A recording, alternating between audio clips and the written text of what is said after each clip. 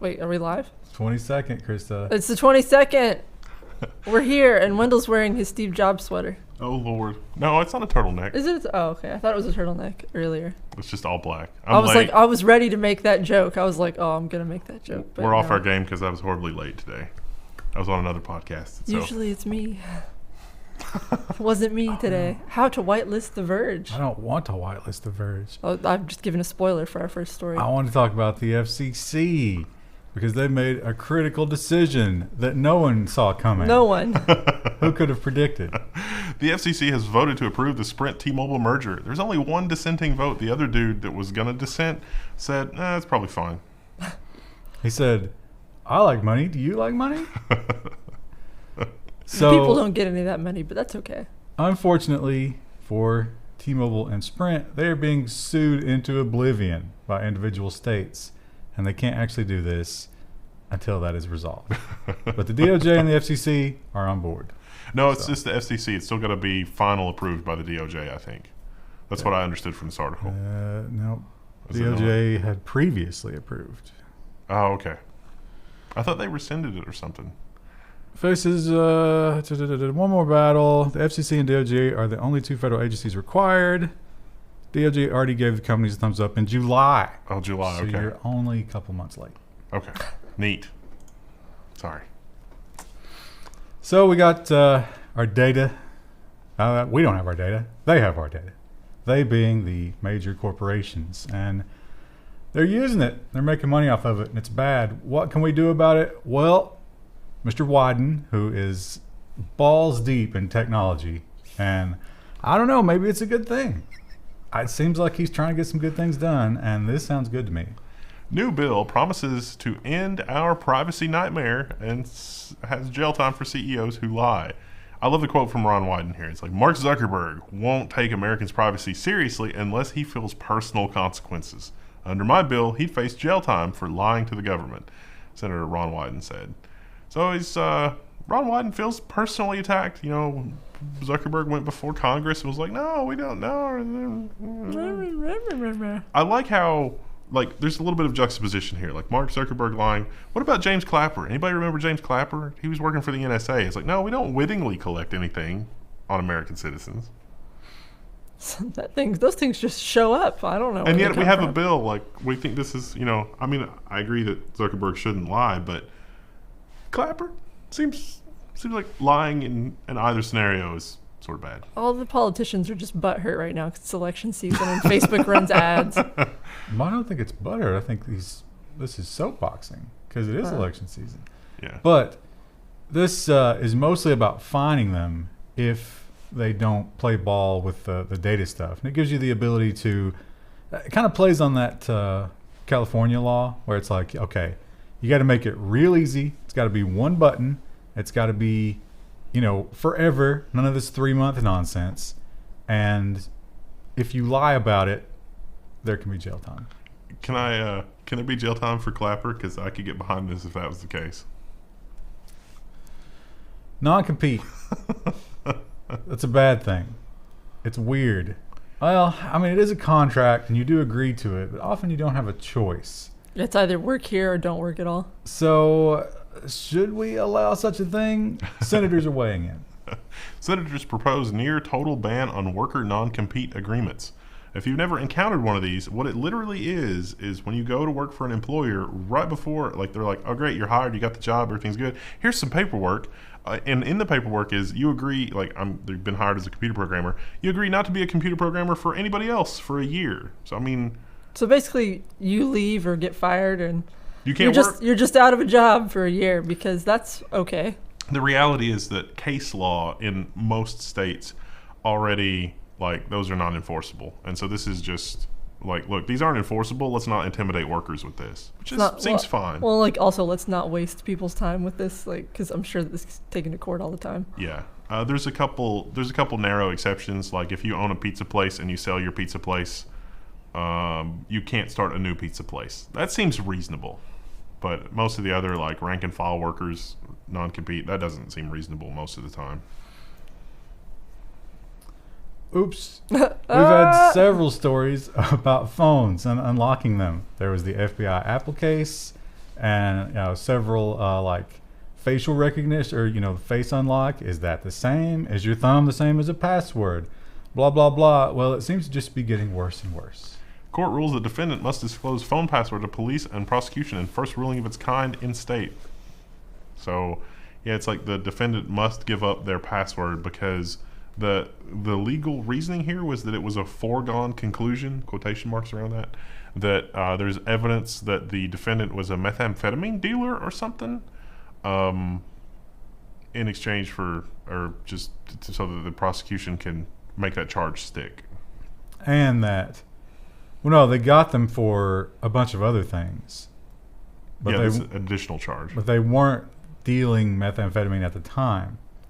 But they found the phone in the person's purse and through other means were very confident that there was dealing going on. But they needed the evidence from the phone to make the dealing stuff stick. They tried. They did try prosecuting without it, but there wasn't enough, so they had to drop that charge though. So it hinges on, and the foregone conclusion thing. Like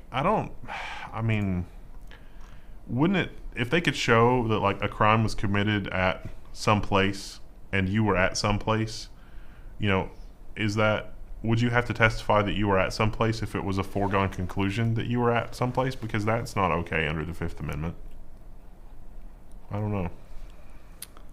We have just implemented this year the U.S. Cyber Command, our cyber warfare branch of the Hellfire. military, and it seems like consistently we report, hey, the cyber warfare people, they took out Target X. And Target X is like, I don't think so, bro. We didn't get hacked at all. Prove it. You didn't do it. Exclusive. The U.S. carried out a secret cyber attack on Iran in wake of the Saudi oil attack, according to officials. So, yeah. Iran says, we didn't get attacked. Prove it. We're fine. They were off the internet there for a while. Well, that was because of the protests. Or this. You think they trumped up some protests just to hide it? Stir up the people. We have to hide the fact that the internet's down. I mean, that's kind of how this reads. That's kind of like what would happen in the U.S. Those people would be stirred up enough if the internet wasn't up. What is Twitter worth to you per year? I'd probably stop using it for like $500. Yeah, it wouldn't a take year? that much. No. I don't believe it. You'd be refunding that $500 in 2 months. Yeah, that's probably true. I don't know how much it would be. Krista, what about Facebook stalking? I could probably give that up pretty easy. What's your number? My number? Per year, monetary amount. What are you going to take? Someone's going to pay me? Right. $1 million. That's not a small number. No. Listen, I don't care how I'm perceived. I care about getting that money. And if they're stupid enough to pay me to get off Facebook, sure, I'll take it. But they're going to turn that down. They're like, no, come back with a lower number. And like, what's the smallest amount you take? The smallest amount I take to not be on Facebook. Probably 500, 1,000, something like that. No, you're pretty much in line with what everybody said. But now for Google, giving up Google would be tough because Google is very work related. So these numbers I think are pretty accurate, I would say. Would you give up Google for $17,000 a year? The Federal Reserve wants to know. So the Federal Reserve is trying to, the dystopian version of this headline is that the Federal Reserve is trying to finagle with the equation that they use to figure out what our GDP is because it's not really growing in a way that they're currently measuring. And so they think that it is actually growing because of these online services where people don't pay money, but it is worth something to them. So Google is worth $17,000. This article, Facebook was worth $52. 48. Wow. YouTube is about $1,000. Ooh, yeah, YouTube would be difficult. And Google, 17, which makes a lot of sense. Although, the Federal Reserve, it's like, hey, the economy's doing great in all these ways that we measure because those are the ways that we've cheated and made sure that it looks great. So why isn't GDP going up? That's what I was thinking. Looks like we need to find a different way to cheat. Yeah, I'm still salty that they cheat with the whole the index of the cost of living, because like as somebody who kind of sort of manages their budget, it's like the cost of living has gone way up the last 5 years. Yeah, it has. I was just thinking about that the other day. I was looking at houses online, as I often do. Yeah. And I remember looking at houses like when I got my first like steady job and being like, okay, this isn't too bad. And now I'm like, you can't find anything for that price that's decent. Like now it's so high. It's like, are we on the precipice of an economic collapse? Because maybe that would be a bad time to buy a house. You ever been on the subreddit r collapse? That's a really depressing subreddit. I don't recommend it. Yeah, but that's been around for 10 years as well. It also people get real upset in that subreddit. It also legit did happen with the housing bubble. Like it's like, oh, it doesn't matter. My housing value is always going to go up. I can buy this McMansion, and then it was like, oh, that was a mistake. Yeah. Except it didn't, because the good old Federal Reserve just poured fake money into it and just created a massive amount of debt for everybody else in order to stop that from happening, which would have been like, the forest fire. Yeah, it sucks, but after that, everything's good. One of the people I know that got sucked into the McMansion thing, they let him refinance. He doesn't have an interest rate, but he's going to be paying it off for like the next 40 years.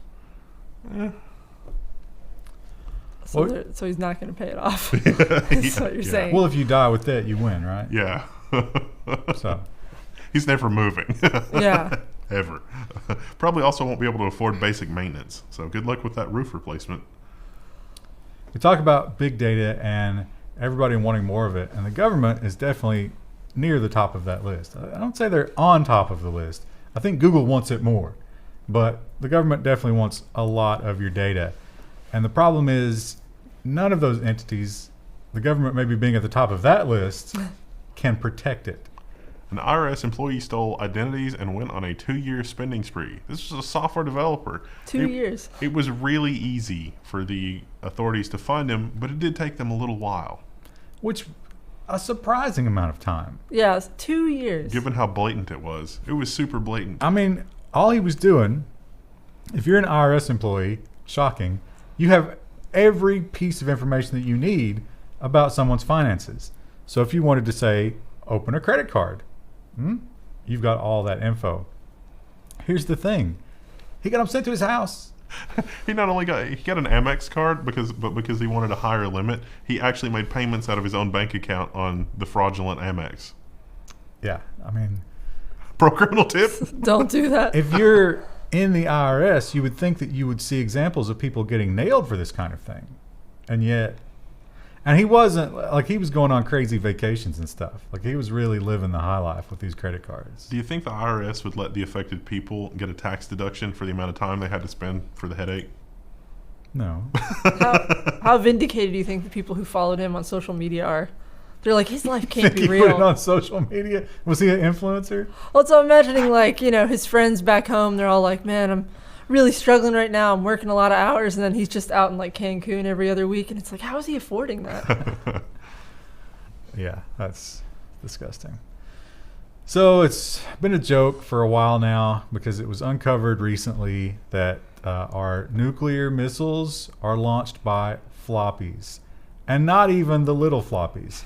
The big ones. I've never even seen a big It's not one. even the big ones. It's the really big ones. The 8s. joke in Which here somewhere. I've never used an 8. We had the 5.5 in my day. That was the biggest one. And even those were rare. Those were on their way out. Yeah. So finally, we can stop making those jokes. The Air Force finally retires its 8-inch floppies from the missile launch control system. It's funny because you're 12? Yeah. Now they're using solid state storage, but they're still using the IBM Series 1 because it's relatively secure from hackers. Let me tell you, that IBM Series 1 was not designed with the internet in mind. And they probably put it on the internet, and it probably shouldn't be on the internet. I think they should probably air gap the nuclear. And they probably do, actually. I mean, that's a little too important. So, at least they're using something else. That's good to know. So we got our Cyber Command, and the other thing that Trump announced that was kind of like not really very Trumpish was the Moon Project. Oh, yeah. He wanted to get to the moon, and he wanted to do it next week. And I think they were like, okay, that's Slow down there, bud. we like your enthusiasm here, but let's get real about it. So maybe 2024, right? I mean, that's still a very short amount of time to do a moon landing. But those of you who are super excited about that, bad news. A House Budget Committee has likely killed the 2024 moon landing. I believe that it is better to use the original NASA schedule of 2028. Aww. Although, it makes sense to be sad about that. But this is maybe the kind of thing where more better planning is good. We got to the moon in 8 years before. We could do it again. Well, that's 4 years. Oh, 5. well, I thought this was something that he announced at the beginning of his presidency. before. Did it take 4 years for him to like get around to that? Because I'm pretty sure that was a campaign promise. Oh, you know how the bureaucracy moves. They haven't started on this at all yet. They're still planning. So, yeah, there's no way. I'm still waiting for, all that public transport that Obama promised. I'm still waiting for the warrantless wiretapping to stop that candidate Obama promised as well. Didn't Trump campaign a little bit on that as well? Yeah, a little bit. Yeah, It's almost like they're both bad. Gonna walk all that back. Facial recognition is the big thing. And, of course, what really points out the problem with facial recognition is China and Hong Kong. Because, it's great and you can stop crime and it makes things better. But then if you disagree with the government, it becomes basically a hammer for them to smash your kneecaps. And that kind of brings to light the fact that the U.S. is following suit and some cities don't want it. Victory from the EFF. The Berkeley City Council unanimously votes to ban face recognition. I'm a little surprised it took Berkeley. Don't they have a reputation for being, They're somewhat liberal. Took them a little while. Yeah. So that joins 3 other California cities and Massachusetts, one place in Massachusetts. Mm-hmm. So now, there's still the loophole here. They're banning the government from using face recognition. There is no problem with private businesses using face recognition, and there's no problem with private businesses then selling that data to the government, which is what we see happening a lot. Yeah, but then you have to, the argument is is it too much government if now they're telling private businesses if they can or cannot film people and apply facial recognition? It's a very sticky subject. But I guess there's that whole no expectation of privacy thing, but facial recognition goes so much further. There's no expectation of privacy, but I also have no expectation that the tiniest of my movements and interactions outside are recorded forever.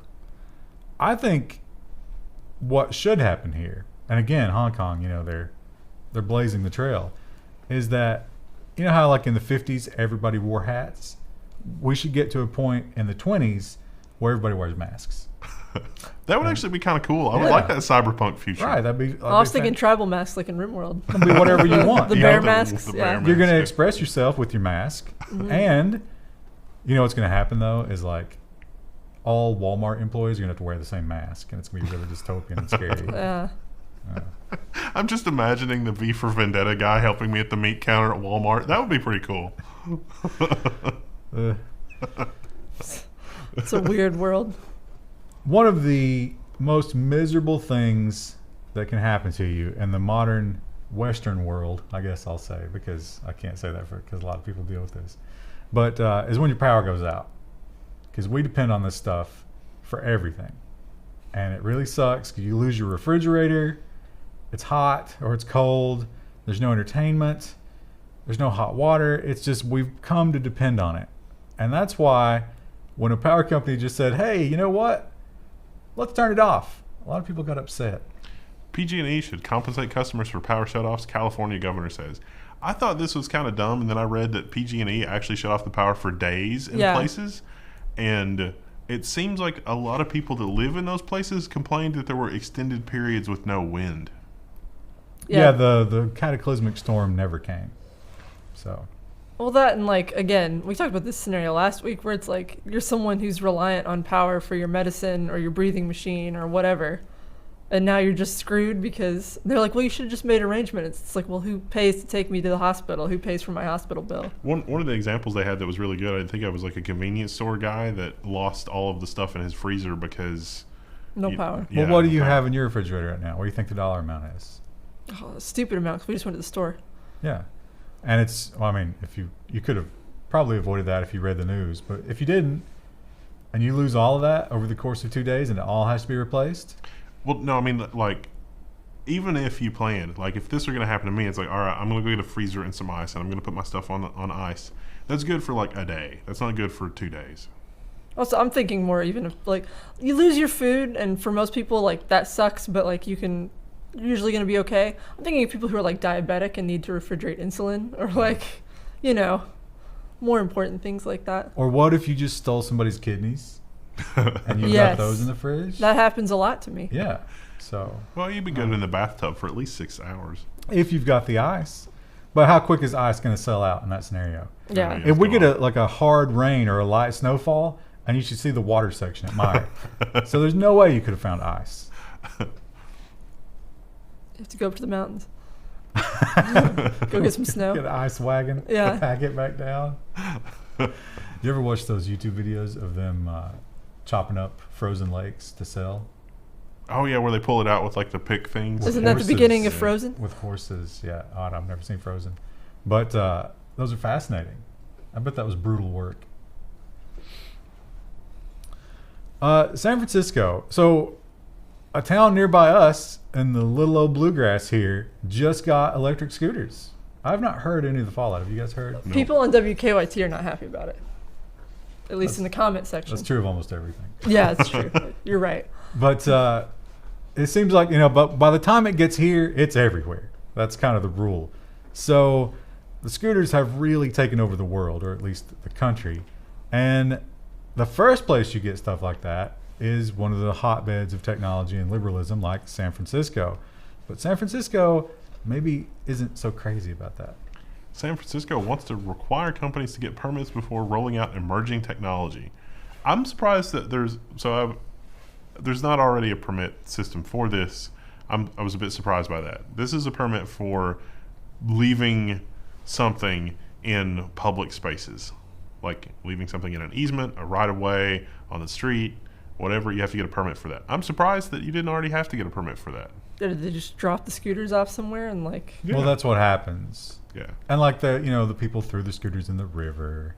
The one guy cut the brake lines because they were just They didn't like them, yeah. They were just laying around. So, kind of makes sense. Although, the phrase emerging technology, it's kind of like you need to get a license for your meme to go viral. Like, what, can we really predict that? We don't know how successful this stuff's going to be. We're just, throwing stuff against the wall. I like that in this particular picture too. Like, this pavement looks like it would be a really rough ride on a scooter. Like, that would not be pleasant to ride on. The article also mentioned things like delivery robots and crap like that, where it's like technically, I guess the delivery robot right now would have a right of way to, use the sidewalk to get from A to B, but maybe the city should be in the loop on that. I don't know. It's hard to say where the annoyance ends and stifling new technology begins. But I would probably be super annoyed if there were just scooters everywhere. And people on scooters everywhere. I would be super annoyed at that. Because if they're anything like the bicyclists, we don't want them. We have a handful of responsible cyclists in this city, but most of them are wildly reckless. I don't care how responsible you are.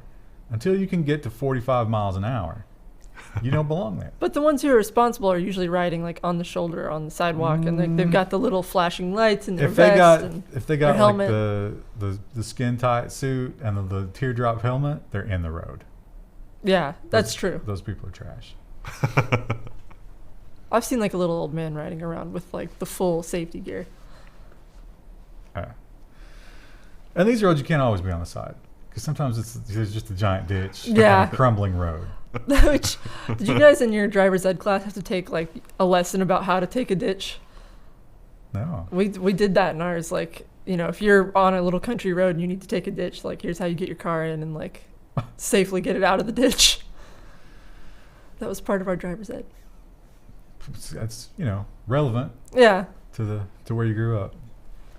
I am always shocked when I watch a TV show, or not when I watch a TV show, when I read articles about people getting convicted for crimes where they just admitted to it, just straight up. And They're like, well, you caught me. or, they were coerced or whatever. Because every TV show that I watch, they do it correctly, or at least some of them do, where they just say, I want a lawyer. Because there are rules. And once you get that lawyer, unless that lawyer is, having a stroke, they will advise you not to say anything, which is why this story surprised me so much. Infamous police interrogation firm sues Netflix for defamation over criticism of its interrogation technique. We're talking about Good Cop, Bad Cop, and the Reed Foundation. So, yeah. And it turns out some of those, the people who say, yes, I did it, didn't actually do it. It's just that they're very, very susceptible to this kind of psychological manipulation. And they admit to things they didn't do. And that's what the Netflix specials were about. And this Reed Foundation, who has admitted in several various ways to say, okay, maybe that's not the best thing in the world, and yet they still license it, which, how do you think that works exactly?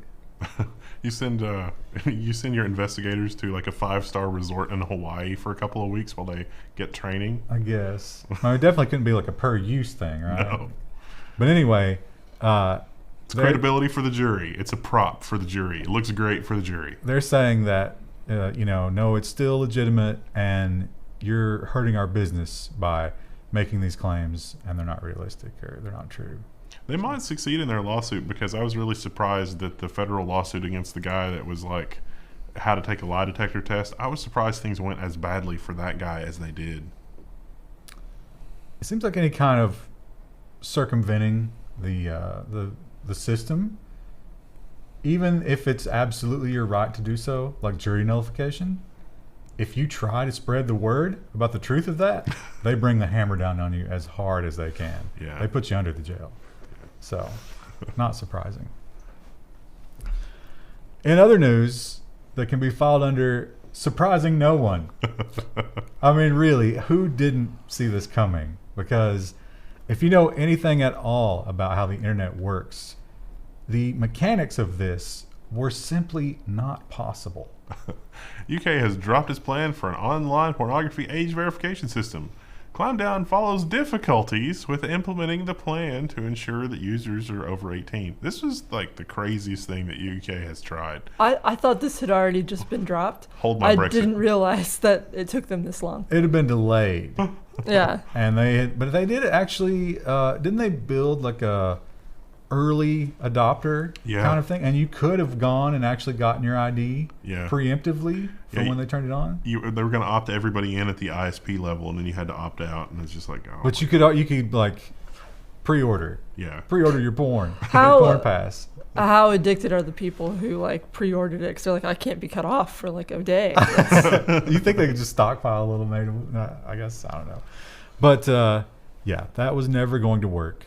And do you think deep down a lot of those lawmakers actually thought it was possible, or was this just pure publicity the entire time? I think deep down they actually thought it was possible, because they just can't fathom a world where like those kinds of things are possible or not possible or whatever. Like they don't understand technology to the point.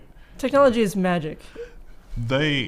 Perhaps the hubris of they control their world so completely that the idea that things like that would be out of their control is foreign to them, which is perhaps a scarier situation when you really think about it. But yeah, scary in the sense that those are the people in charge. Yeah. And speaking of cutting edge technology in the world of public service, the world is also waking up to a new kind of addiction. The UK's Public Health Centre for Gaming Disorders marks a new era in fighting tech addiction. Addiction. Did I say addition? You did. I'm sorry. Addiction. I was unauthorized math. Pocket calculators are destroying the UK. I said addiction in my head. So this it's okay, is one of us will mess up in a minute. Obviously, people have been addicted to video games since video games have existed, right? I think that's a fair assessment. What is that noise? It sounds like a leaf blower. A vacuum cleaner. Oh, okay. And I wonder if the mics can pick that up. Engagement challenge. Yeah. But this is more of the modern era where video game companies have figured out that you can monetize that addiction. So loot boxes and season passes and all the nonsense that they're rolling out into games seem to, because when you were addicted to a video game before, like World of Warcraft, for example, there was a lot of World of Warcraft addiction. But it cost you, how much a month was that? Like $16? And you sat in your house. Yeah, you went through a lot of Mountain Dew. There were problems, but it was sort of not life destroying. At least it took a long time. But when you spend all your money at the same time, then it immediately comes to light. Yeah, this is aimed at people under 25 though. So maybe developing mentally, I guess, is what's implied here. So I don't know. I think that the recent WoW Classic relaunch thing, is that addiction or is that nostalgia? That's cashing in on nostalgia for sure. Is it the 1-2 punch of both addiction and nostalgia? Yeah, well, I think it's nostalgia-based addiction. I remember those days that I was completely methed out. Man, I miss those days. When I was a younger man. I think a lot of people really feel that way, though. Yeah. So someone in our forum posted a thread that was like, I think I might be addicted to a game. Am I? And then he like listed out some stuff and people were like debating whether or not. I don't think he was. Well, he said he like quits when he gets frustrated. And I was like, you're probably not addicted if you can still quit. There was a story about a guy who spent over $100,000 on a mobile Transformers game. Yeah. Who are these people that like... I mean, it's not even that popular of a game. I'd never heard of it. I don't think a lot of people had heard of it. I had a friend, she got back into Neopets, which is like girls' version of WoW. And she had spent like, I think she said like $100 on like some stuff on Neopets. And then she's like, then I had to quit because I realized I was spending real world money on stuff for Neopets and I'm a grown ass woman. I have to stop. I'm sure I guess it's maybe those timing mechanics. You know how a lot of mobile games do that? It's like, oh, hey, you're out of lives. You could wait till tomorrow, or you could give me $5. But like, how else would there be $100,000 worth of monetization in a Transformers game? Star Citizen would like your email address. Star Citizen, it's still not out, right? Yeah, no. But you can buy $100,000 worth of ships and other stuff with it. I mean, that's a thing. I'm amazed at the people who defend that game. I was trying to think of a game that maybe like the last game that I had an addictive response to, and it's like Stellaris and that kind of thing. But the last game that I was really sucked into, like I have to know what happens next, was Half-Life. And I wasn't expecting Half-Life to be as good as it was when I played it, but it was so good, it was like, I have to know what happens next. I remember having that reaction with Portal 2. I think... like, I got angry one night because I thought it was almost over, and then I had more puzzles to solve, and I was like, I just want to know. But I think those days are kind of over. Yeah. Because of the constant news cycle. Yeah. For gaming news. Like, Outer Worlds, that comes out, like, next week, right? Or this week.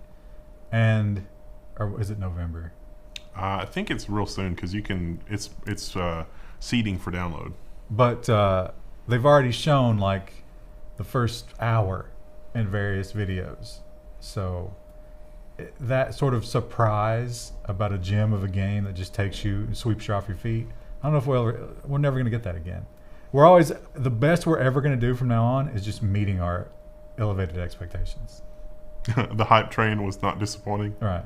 It arrived on time. That's sad. I had that same sort of immersive experience with The Forest, but only because like the game was in development for so long that when it first launched and like everyone reviewed it, the story mode wasn't done yet. But then like a couple of years later, they finished the story mode and no one really wrote about it. So you could still have that experience. I don't know if I'd rank it up there with Half-Life. You had a bad experience because you had a bug, but. Well, we had good times before. The bug was at the very end. Yeah, but I had played it with another group of friends and had a blast. I love that game. Is that some sort of derogatory comment about us? Because I'm not going to. No, you bugged out, and I'm just saying that's your fault. And I also got motion sick that one time. Oh, yeah. Well, that was when we did the VR version. You know who else bugged out? Literally everybody. More people who were on board with Facebook's Libra. Facebook's digital currency has been dealt another blow. I forgot who. Oh, this was the G7. Oh, the G7 is out on the Libra. I really hope the story about China is next. The G7 has said, I don't know, bro.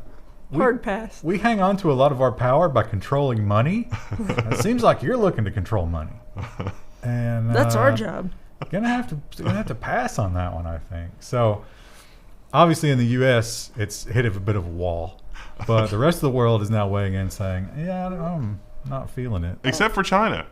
Do we have the story about China? No, that's not we how. didn't No, organize no. The arrangement of the stories is for the best. So Okay. just try not to foreshadow. So satellites. A lot of satellites are going up, and we've got all these new companies that are popping up for private space flight, and that's their bread and butter, right? Got to get those satellites in the sky. So what happens when we do that for years and years and years? SpaceX and OneWeb broadband satellites raise fears about space debris. Senators warn of a cascade of collisions and ask the FCC to work with NASA and the FAA. So I was thinking that, they're going to launch a couple of hundred satellites, right? No, it's like 3,500. That's a small amount, Wendell. You're overreacting. Well, I mean, when you think about, the area of a sphere and how far up they are, there's a lot of room up there. But let's also think about cars, right? Like, we're at the Model T era of satellites. So what happens when we get to modern car manufacturing levels of satellites? I'm reminded, there's a story about the Model T. There were only 2 Model Ts in all of Ohio, and they were in a head-on collision because they went through a T intersection at the same time that didn't have stop signs. Like, stop signs hadn't been invented yet. It's classic Ohioan for you. Well, there's probably only Finding ways to It's get probably hurt. an urban legend. 2 satellites over Ohio to give it time. There have been a lot of, like, even right now we have a lot of situations where one or more of the satellites have to do a maneuver, but they only have a finite amount of fuel. So it is perhaps prudent to have some sort of requirement that these satellites can initiate a maneuver to burn up in the atmosphere. They're not as big as traditional satellites, so there's that, which is good. So it probably won't destroy your house if it lands on it, but... No, they'll burn up. Especially the low orbit ones. Because those can degrade very slowly. Yeah. So they just, like, the angle they'll be in there for so long, they're never getting down here. Yeah. So, yeah, I think that's the idea is we need a contingency plan. And they did talk about a lot of those satellites have an operating lifetime of like 5 years, which ain't very long, considering, they're going to be up there forever if we don't bring them down. They also talked about how some the space agencies, or at least companies that would contract with the space agencies, are working on maybe building satellite cleanup services. Yeah. Deploy a big net and just collect the debris and land. Or I'm picturing just a little, drone or something that you drive around and knock them down into the orbit or into the atmosphere. China, they're having a tough couple of weeks. What is this? I think the 20th week of the Hong Kong protests. Oh man, we got so much news about that in the business section. So yeah, it seems like every response to the protests from China has been ban that, put that person in jail, stop that, do everything you can, erase that from everyone's memory. And you got to think the censors are like, how much sleep are they getting? They're just working overtime right now. To kill They're themselves. crying. And this was interesting. So China actually, maybe proactively, has come up with a nice little app to take care of some of these problems. China's Study the Great Nation app enables spying via backdoor. This is supposed to be an informational and historical application where you could download and learn more about China's history and blah, blah, blah. But it is just straight up malware. Like, it is a platform for launching some really insidious stuff on your devices. It has essentially, they pointed out, if you were just writing an app, you would never go to these links of obfuscation. Like, this thing was seriously nailed down to try to keep people from taking it back apart. But they did manage to understand. It was like, yeah, it kind of has administrator access. We can't tell what it's doing with it exactly, but it has it. And it shouldn't. And it can do almost anything at once. But spying is just one part of the equation here. It's maybe the worst part, but the other part is this thing teaches you about Chinese culture and history, especially a lot about the president Jinping here. And Jinping, is that his name? Jinping. Yeah. Xi Jinping. And you have to pass these tests in order to do certain things in Chinese society. So, like, I think credit can be based on it, getting a government job. And some workplaces require that you install this app on your phone to get a job at that workplace.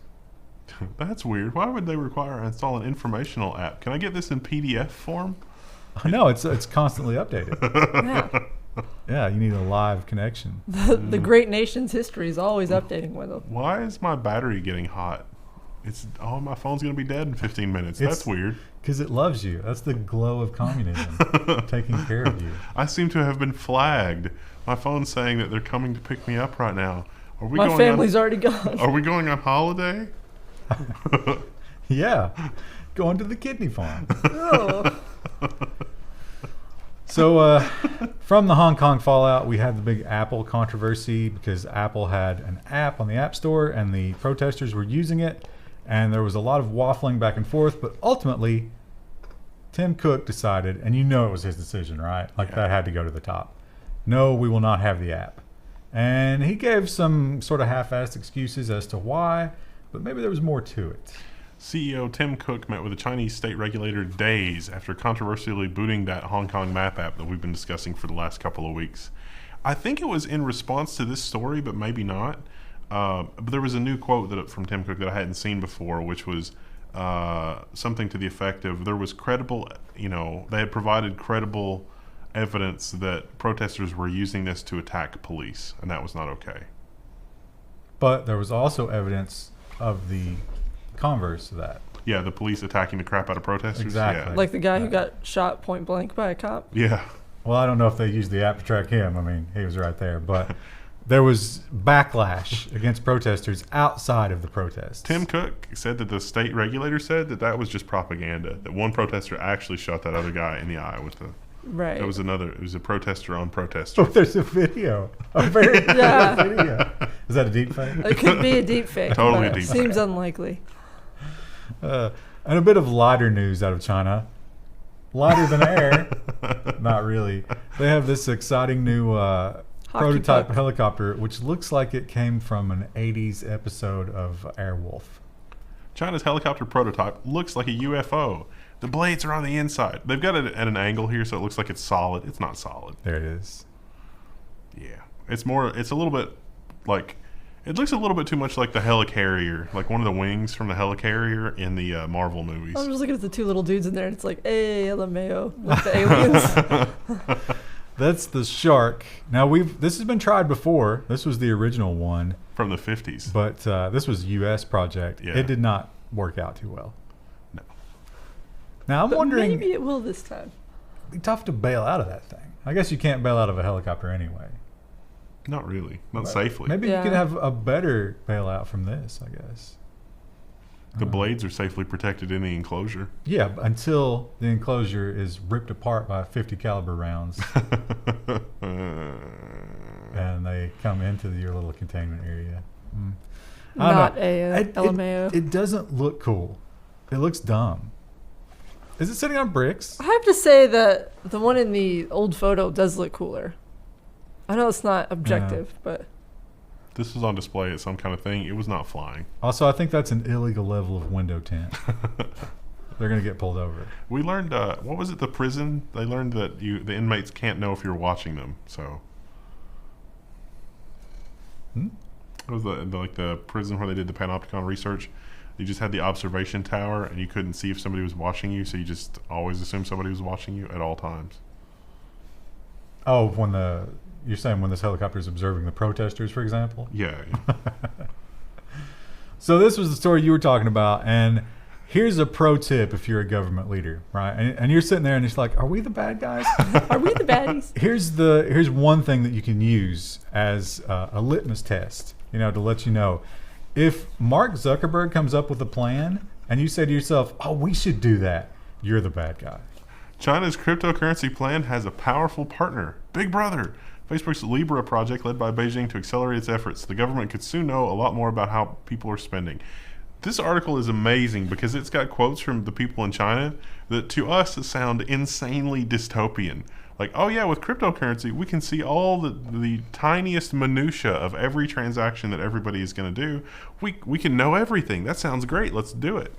And it's almost, those quotes, it's almost like an afterthought. And because they'll say all those things that you're saying, which sounds like, just totalitarian control. And then the reporter's like, well, you mean for smugglers and drug dealers, right? And they're like, oh, yeah.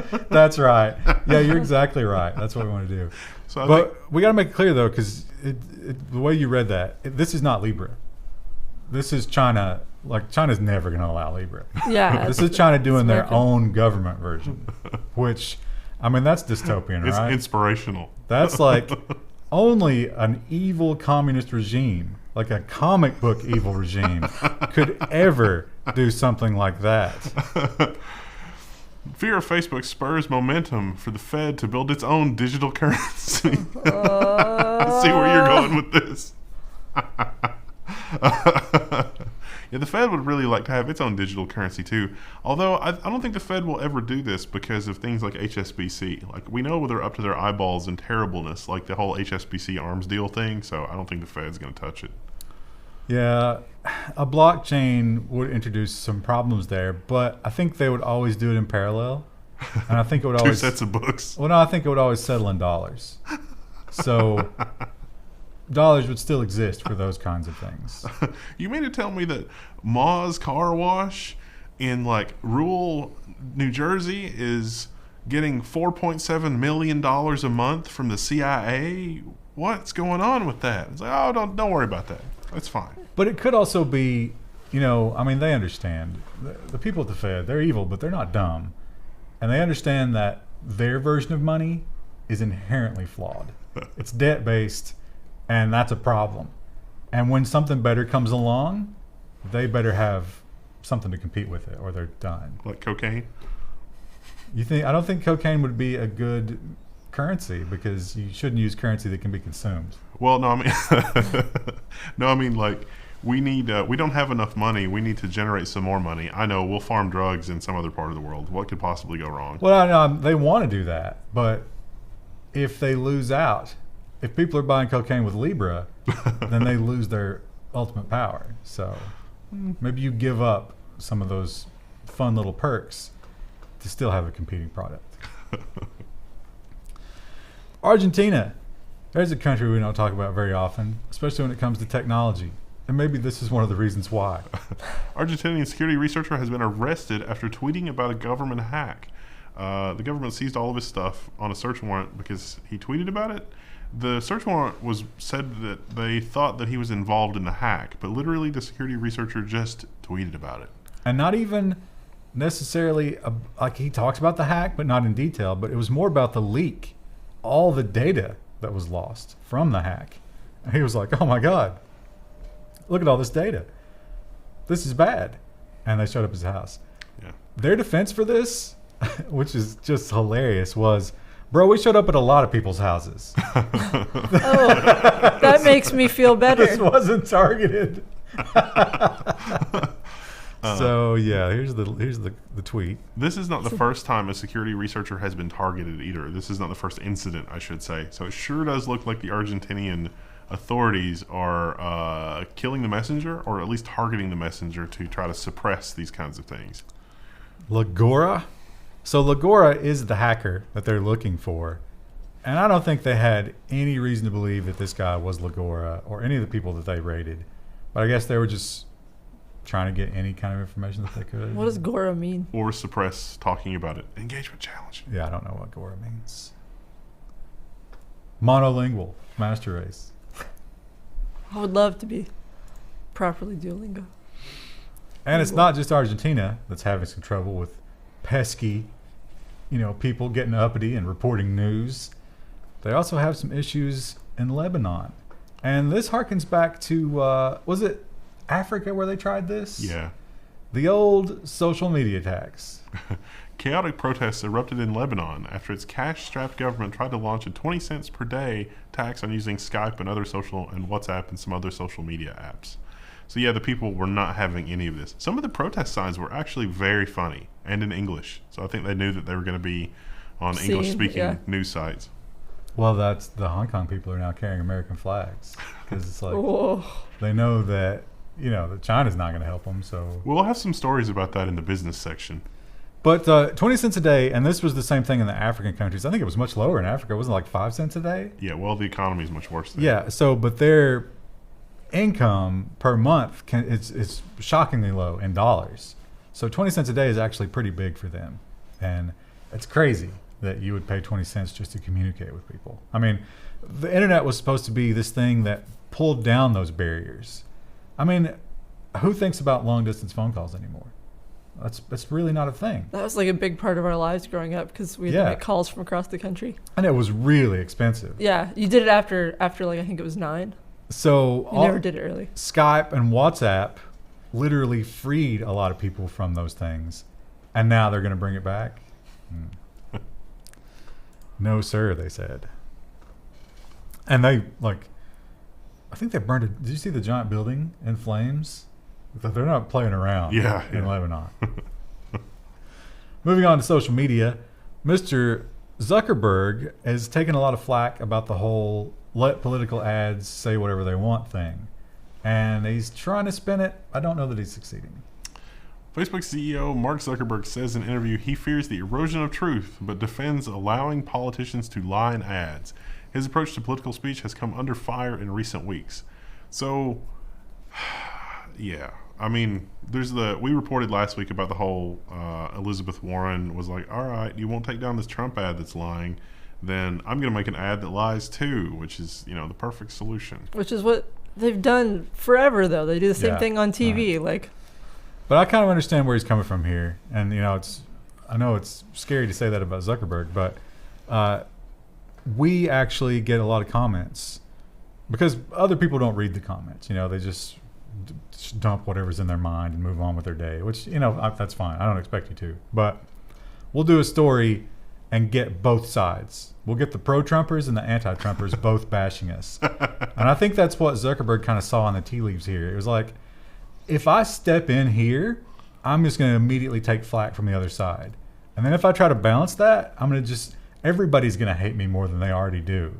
So I should just let them do what they want. And well, from a consumer standpoint too, do you really want Facebook to be the person deciding what's truthful? He actually said that. Yeah. He was like, I don't think that we should be the arbiter of this kind of thing. So, and he's right in a way. It's kind of disturbing, but he is logical. So he's a robot, but he's logical. Are on point. Would you believe that this was something that was of concern for broadcast radio way back in the day? And you know how they solved the problem? They made the local station operator legally responsible for the situation. But that was the equal time thing. That's what you're talking about, right? Equal time and some other things. That has been eroded over the years.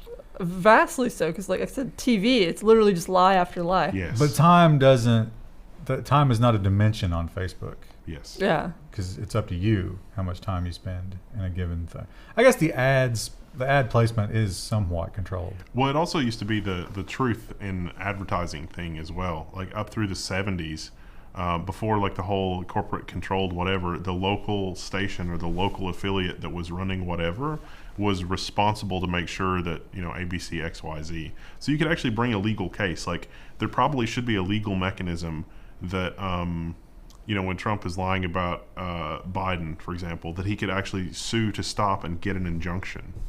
But how do we know? See, you're talking about plugging up the courts. Yeah. With a billion cases. Which they move so slow that Trump will go to his grave saying that he's not lying, he's right about it, and Biden will go to his grave saying the opposite. Yeah. Okay, let's say that goes all the way to the Supreme Court and we waste $1 billion taxpayer dollars. The Supreme Court is politicized. You never escape it. Yeah. It's like, on what basis do you believe that? It's like tea leaves. It's like, At some point, you got to let people make their own decisions, and that can't be allowed, Ryan. Well, I would like to have people have better critical thinking skills, but it was not to be. So Zuckerberg, pointing out the whole, like coming under fire from both sides, clearly Facebook has been a little bit liberal thus far. And Zuckerberg himself is unapologetically liberal, left-leaning at least. And I think he's trying to fix that perception at least. Inside Zuckerberg's private meetings with conservative pundits. This is from Politico. It's a lengthy and quote-unquote off-the-record gathering was held at one of their homes in California. They come as the social media giant fends off accusations of liberal bias. So yeah, they are actively looking for how to defeat at least that perception. I wish I was a fly on the wall. They're like, yeah, we need you to stop aligning with the left. And he's just like, I only align with the truth. Or like, he's just like a completely robotic, like short answers. And they're like, do you want, money, alcohol, women? And he's just like, I only want the truth. I can't change my program. Yeah.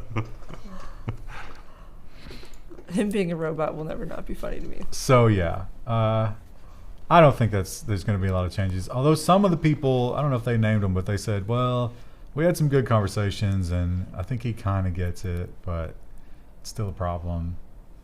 Yeah, I don't know. As someone who doesn't use Facebook, I just can't care about any of it, Yeah. It's like, whatever. Let them devour themselves.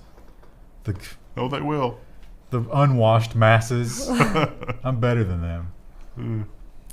Facebook has had a tough year because of all this, and also because, as we pointed out a lot of times, Facebook is not hip anymore. It's a place for very unhip kinds of people, which is probably why the politicians are advertising there so heavily, right? Because that's where the voters are right now. That's where the old people are. Also, Facebook, we talked about last week, was lying about all those video counts. Man, we got millions of people watching these videos. Oh, let's pivot to videos. Oh, we were lying. And yeah, so maybe unsurprising to see this headline. Facebook loses its spot in the top 10 on list of most valuable brands. And so begins the MySpacening. Oh.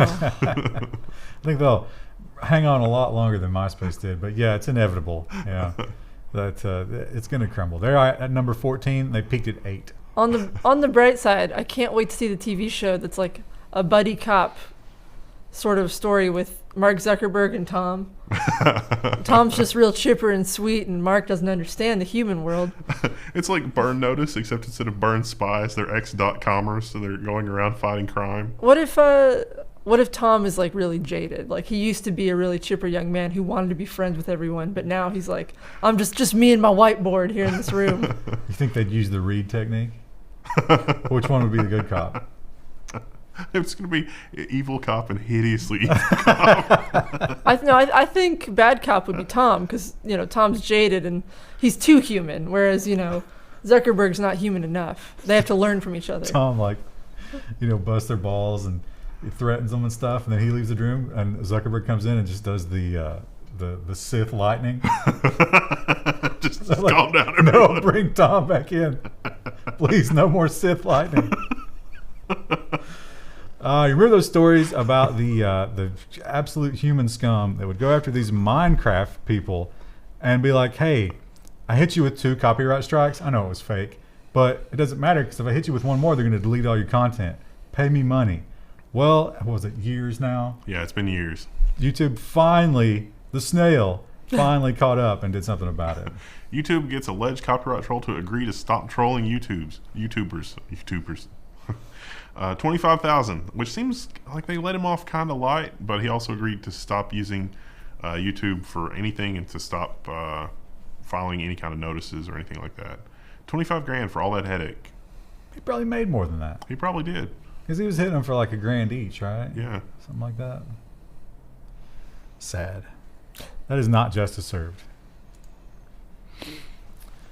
So last week we talked about the big Twitter rule about world leaders, saying that, we have rules, and certain world leaders, meaning Donald Trump, have violated those rules, but we're not going to do anything about it because they're world leaders. And they took a lot of flack for that. People were not happy because, the anti-Trump people really got a hold of that and ran with it. So now they're kind of trying to walk it back, but not really.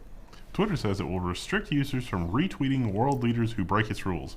So they can still say terrible things, but your ability to repeat the terrible things will be limited. But you can. Now I don't understand the semantics here. Maybe you do because you're a Twitter power user. You can't retweet them, but you can tweet quote them. Yeah. So What's the difference? retweet is effortless. You can just retweet it, Yeah. and it'll just go to all of your people.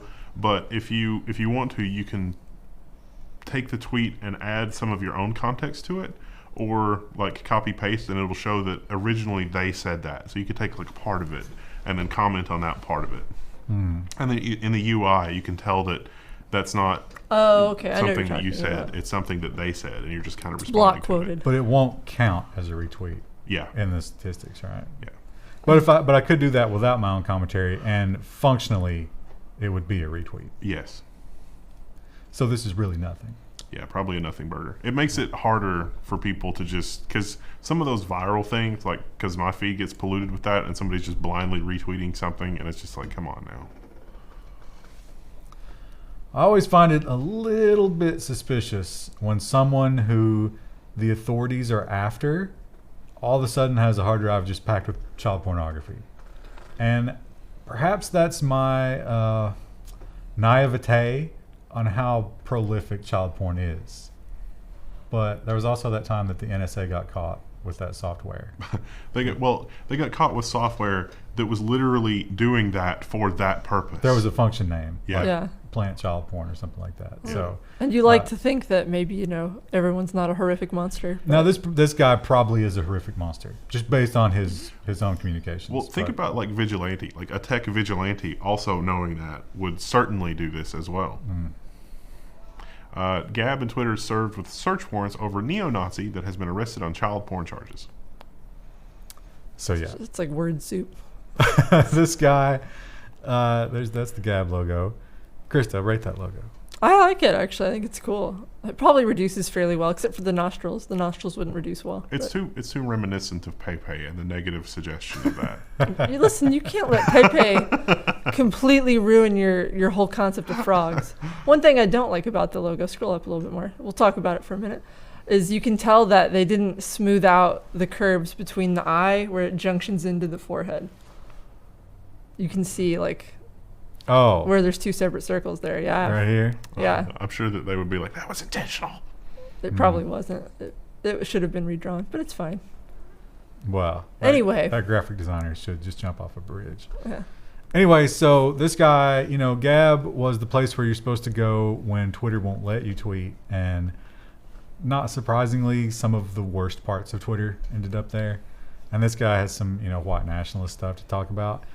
And so, yeah, child porn. And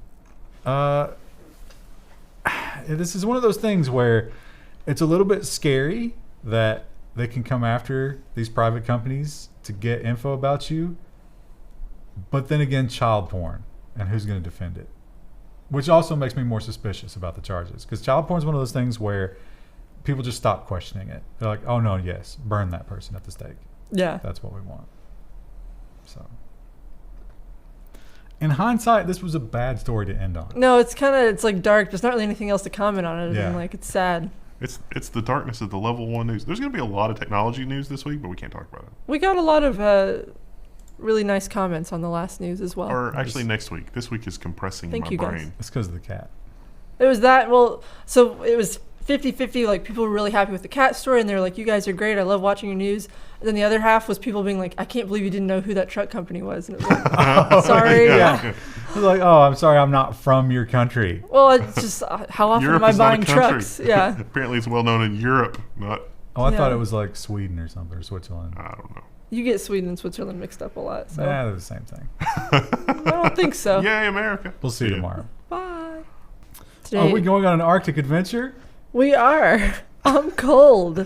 They're fine. I'm cold. The boiler snake hasn't come out this year He yet. hasn't. Is the air conditioner on? It feels like it's on. The air conditioner is definitely on. It's Yeah. very comfortable in here. It's not. It's really not. But it's October 23rd, and it's almost spooky time. So enjoy the news. while you prepare your Halloween decorations. I think that the way that Halloween lines up this year, there's probably going to be like a multiple Halloween parties. Like people are going to have Halloween parties like on Friday and Saturday, and then probably next week also as well. Oh yeah, because it's I think it's on like a random Tuesday. Yeah. So many opportunities to dress like a slut. I'm gonna be a slutty, wacky, inflatable tube man. That's the plan. Oh, remember that time that we joked about the Apple Card, and we said, who's gonna use this stupid credit card that only works for Apple and isn't even a real credit card? This is dumb. Who's gonna use this? Well, the joke's on us. CNBC says that Goldman Sachs says that the Apple credit card is the most successful credit card launch ever. In 3 short years, we have raised $55 billion in deposits on the Marcus platform. $5 billion. $5 billion of credit for Apple products. What? Who's the demographic? I want to know. Well, I mean, you walk out on the street. I see AirPods everywhere now. Everybody's wearing AirPods. A couple years ago, it was like the giant earphone. That's what you wanted. You didn't want like the little flimsy ones. Remember the old Popeye cartoons? It's like Wembley. It's like, I will gladly pay you for 2 iPods Tuesday for a free iPod today. What's this? It's so strange. And yet it is true. And another online banking news, you'll often see a lot of these apps. You know, it's all online banking. There's nothing tangible there, and they offer some pretty amazing rates. Like some of those money market accounts where it's just out there in the ether somewhere. It's always really good, but I always wonder, like, how secure is that? How safe is that? And maybe this is the answer. Hot online startup leaves customers without access to their cash. A major outage took Chime took its website out and the app. So it took it out for days. I was figuring that because this is Bloomberg, it's old guard. It's like, oh, they're probably out for like an hour or two, and they seized upon this to, do the fear mongering. No, it was down for a couple of days. That would be super inconvenient. Not only that, your debit cards and stuff like that stopped working as well, which that's a pretty substantial outage for your debit card to also stop working. Yeah. Yeah. In a cashless world, Yeah. can't buy gas, can't buy food. This is why you keep money in your freezer or jar in your backyard. What are you going to do when the power goes out and your freezer defrosts? In my history of carrying credit and debit cards, maybe a dozen times in 10 or 15 years, 15 or 20 years, maybe a dozen times, one credit card didn't work for mysterious reasons, whether that was fraud detection or something was down or whatever. Carry multiple credit cards, I guess have multiple whatever the hell this is. I don't know what to call it. Have some cash. Or Should have a cash backup. Well, I mean, I'm making fun of like my granny who used to do things like hide money in the freezer under her mattress, but like it's kind of not a terrible idea to carry a little bit of cash. Don't keep it in your mattress necessarily, but keep some. Yeah. Yeah, keep some precious metals, keep some cash, and keep some bullets. To protect your cash and precious metals. That's pretty standard stuff. We talk a lot about smart speakers, and everybody's got one now, right? It's Ring Portal, Alexa, what's the name of Google's one? Google Assistant? Is it Nest? Nest is part of that. Anyway, cameras and microphones are just all over your home. And one thing that you might not have thought about is, what about when I invite people over? Because I'm suddenly recording them and filming them without their permission. Google chief says, I disclose my smart speakers to guests before they enter my home. This was a surprise to the guy that's in charge of the smart devices at Google. He said, what now? Do what? At least that's how the article made it sound. So yeah, this guy is saying, I don't, maybe we need to look at adding features to the devices, like go into privacy mode. I was like, hey Google, go into privacy mode. And Google listens extra hard then. Yeah. It's like, the juicy gossip's going to be right now. Hey Google, I'm about to buy cocaine. Yeah, so that's something smart to think about, right? Because what if someone said something and then that led to a business deal falling apart or criminal charges or whatever, and then they sued you. Yeah. Everybody knows all those big, giant business parties are just like those eyes wide shut things. So, I mean. I think they would have the presence of mind not to install smart speakers. Well, you say that, but You say that, and yet there's these leaks on the internet. We talked about the G7 kind of poo-pooing on Libra because, that's direct competition to their monopoly. But Libra, even without that, just continues to hemorrhage. Libra Holdings loses a quarter of its members as Booking Holdings exits. A quarter of its members. Now, we talked in the last episode about how China thought something like Libra was a great idea, and also how other people were leaving Libra. So this is Libra's not looking good. But it's a quarter of its members, but the previous exits were the big hitters. Like Visa and PayPal. Yeah. Yeah. This Booking Holdings is the websites for booking hotels and flights and stuff. You can pay for your Airbnb with Libra. Isn't that convenient? No. Oh yeah, Priceline and Kayak. Kayak.com. They're going to phone up Tim Cook and be like, is it too late for us to get in on that Apple credit card deal? Because we're going to let you pay for your Airbnb with the Apple credit card. We want to get in on that fake credit card, not the fake money.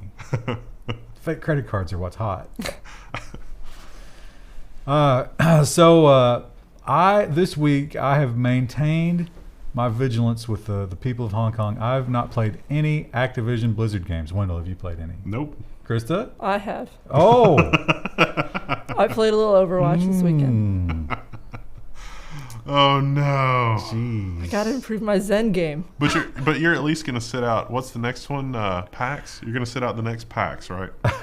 They're good. I don't want to ruin it because we don't really have an official story about it. But continue. Well, anyway, so a lot of people are hanging on to this anti-Blizzard sentiment, and Overwatch came out for the Switch, and there was a big event. Oh wait. Blizzard has canceled the Overwatch event as it tries to contain the backlash. Yeah, even our senators are getting in on the backlash. They've written letters of condemnation. Yeah, but Blizzard has doubled down. They've banned 3 college Hearthstone players for Hong Kong protest signs. Now, these are college players, so Blizzard is getting kind of nasty with this. But this was interesting the way this played out in a timing thing. So the college thing happened, I think, a week before last, maybe, the weekend. And they held up their sign, and nothing happened. And these college players said, oh, because we're in America, Blizzard doesn't care. They only care because it's China, because we broke the same rule here in America, and they didn't do anything. And that proves that, they're picking and choosing how to enforce these rules. And then Blizzard heard that, and they were like, you're banned. Which kind of reinforces their point. Yeah, kind of does. mission accomplished. So, yeah, it's the same one, too, 6 months. Yeah. They didn't have any winnings, so it didn't matter. But yeah. And our politicians have seized upon this for more soapboxing to be like, what have you done? I can't believe you've done this. What does Blizzard do? Did we have that whisper to a story? staffer. Was that last week or was that yesterday? That was yesterday. Oh, yeah, we talked about that. So, yeah, bad news for Blizzard. On one hand, that's probably a good thing to look into because I'm on the side of the people of Hong Kong. I'm on the side of almost anybody who fights against the government. But, we have bigger problems. Senators, we have other things that you should be working on. I'm sorry. Yeah, we have issues here at home that are very critical that are not being looked at. So, but but my staffers say that this is easy points with the young people. I really think like you're talking about the bill where Mark Zuckerberg should go to jail for lies that were less serious than James Clapper's lies. Yeah, okay. We talked also yesterday about the congestion in space. Too many satellites, they say. And which is interesting timing for SpaceX to make this announcement on the tail of that. SpaceX says that 12,000 satellites isn't enough, so it might launch another 30,000 satellites. SpaceX makes a preliminary filing with the ITU as it considers a big Starlink expansion. These satellites, I've learned, are going to be at the 1,100 kilometer range. I think yesterday, in the article from yesterday, it was only like 3,500 satellites with maybe like another 1,200. So things have moved dramatically in terms of orders of magnitude. And SpaceX is not the only people who are doing this. Yeah. So if they need more, chances are everybody needs more, right? When is it ever going to be enough? Never. And all of a sudden, you got your satellite mesh network, and it's not fast enough, and it's like, I want 5G satellite mesh. And they're like, oh, okay. Somebody needs to send a memo to the scientists, because they're supposed to build the Dyson sphere around the sun, not the Earth. The scientists just Just write the on an science, envelope, yeah. the scientists. It's like Santa. You can just drop it in any mailbox. It'll go. We've created a shell around the Earth of satellite. Well, maybe that'll solve the global warming problem. They could just deploy little sails. Isn't that essentially just like, adding a blanket to the Earth to make it hotter? I'm picturing the scene in Wall-E when the ship is leaving and it's just a sea of broken satellites. Yeah, that's kind of what we're heading toward, right? It's not enough that we junk up the Earth. We must also junk up the area around the Earth. Maybe what if we trash up the space around the Earth to the extent that we stop getting UFO sightings because they're like, you know what? It's too disgusting down there. I'm not driving in that area. It used to be really pristine, a beautiful wildlife preserve, and now it's just, it's just garbage down there. There's been a lot of kind of new age politics and social justice stuff that has been dipping its toes into the open source waters.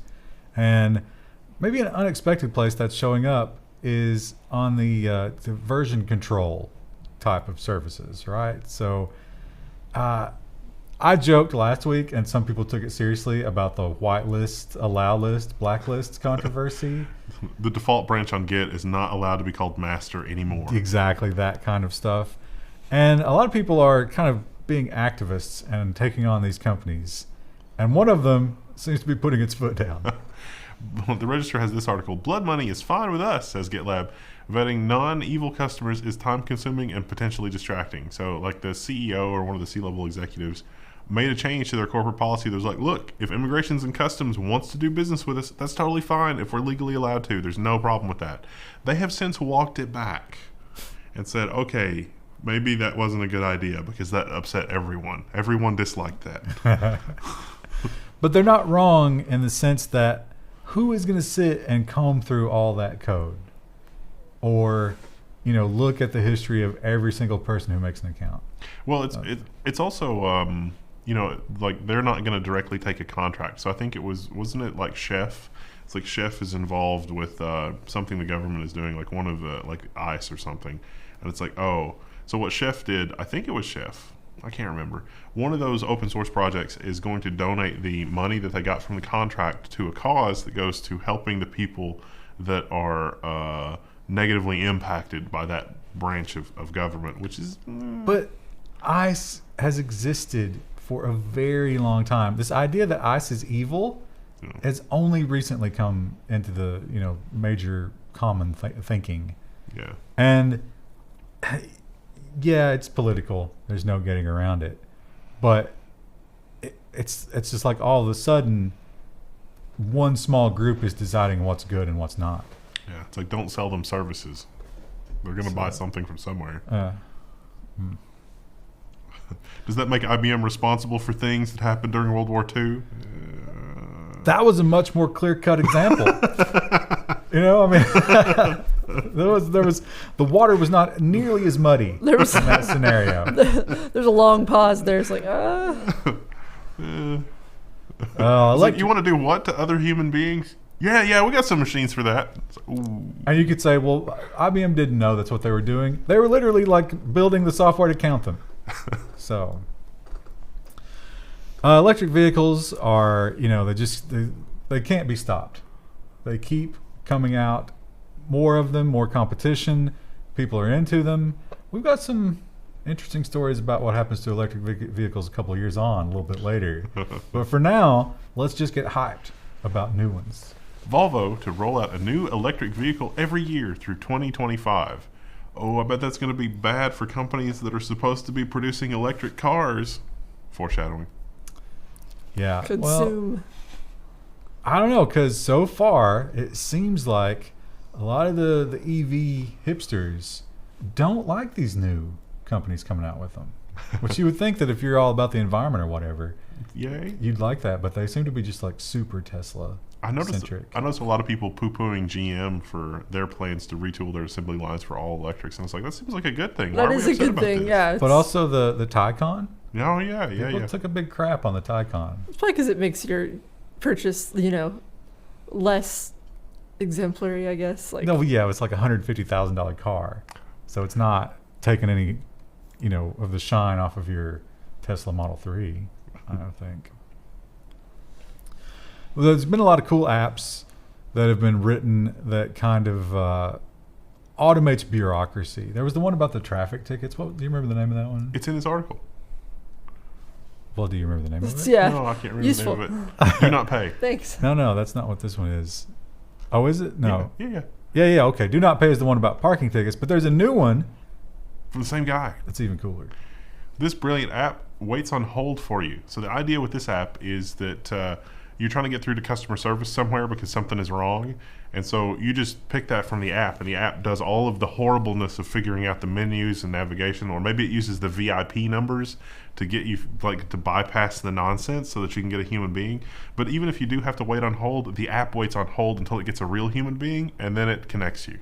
And it keeps them waiting after they pick up for Oh, you to pick up. That's why the guy looks so shocked in the stock. Yeah, look photo. how alarmed he is. He's like, a robot putting me on hold? It's like, I've been bamboozled. The tables have turned.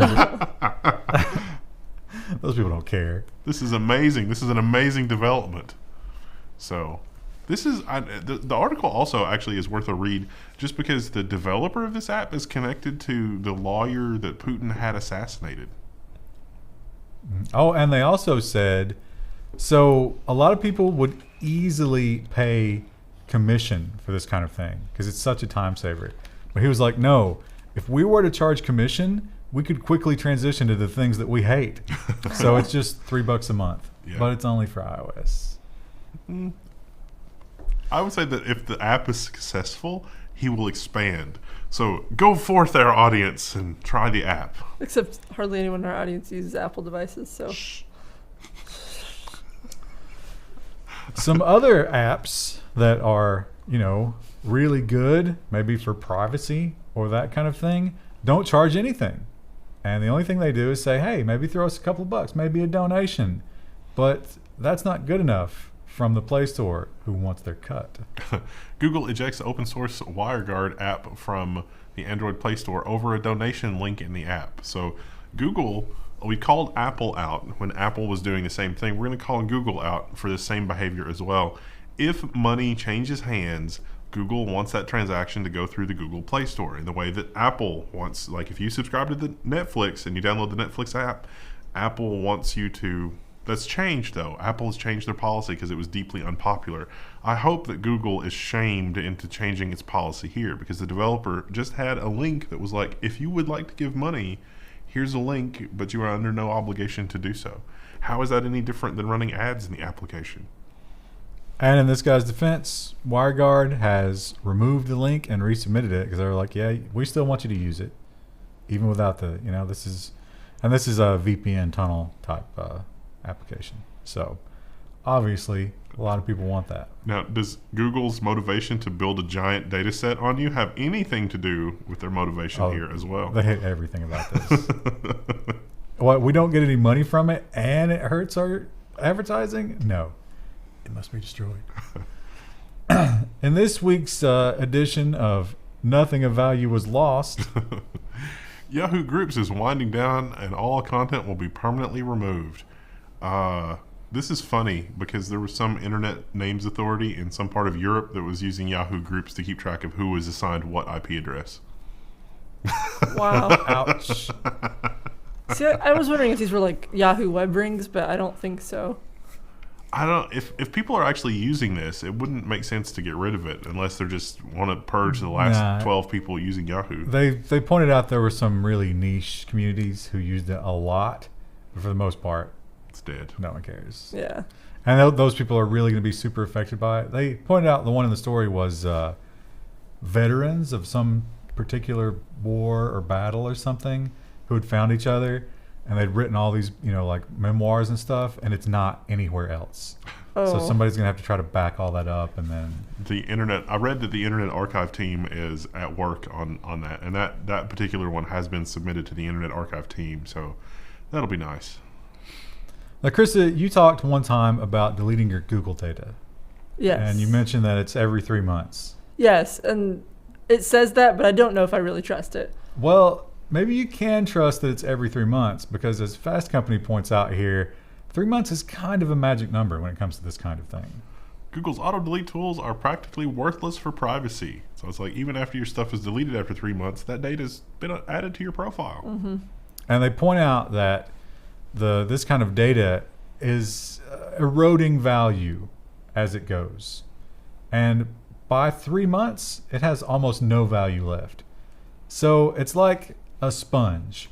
And at the beginning of that 3 months, it's packed with, delicious water.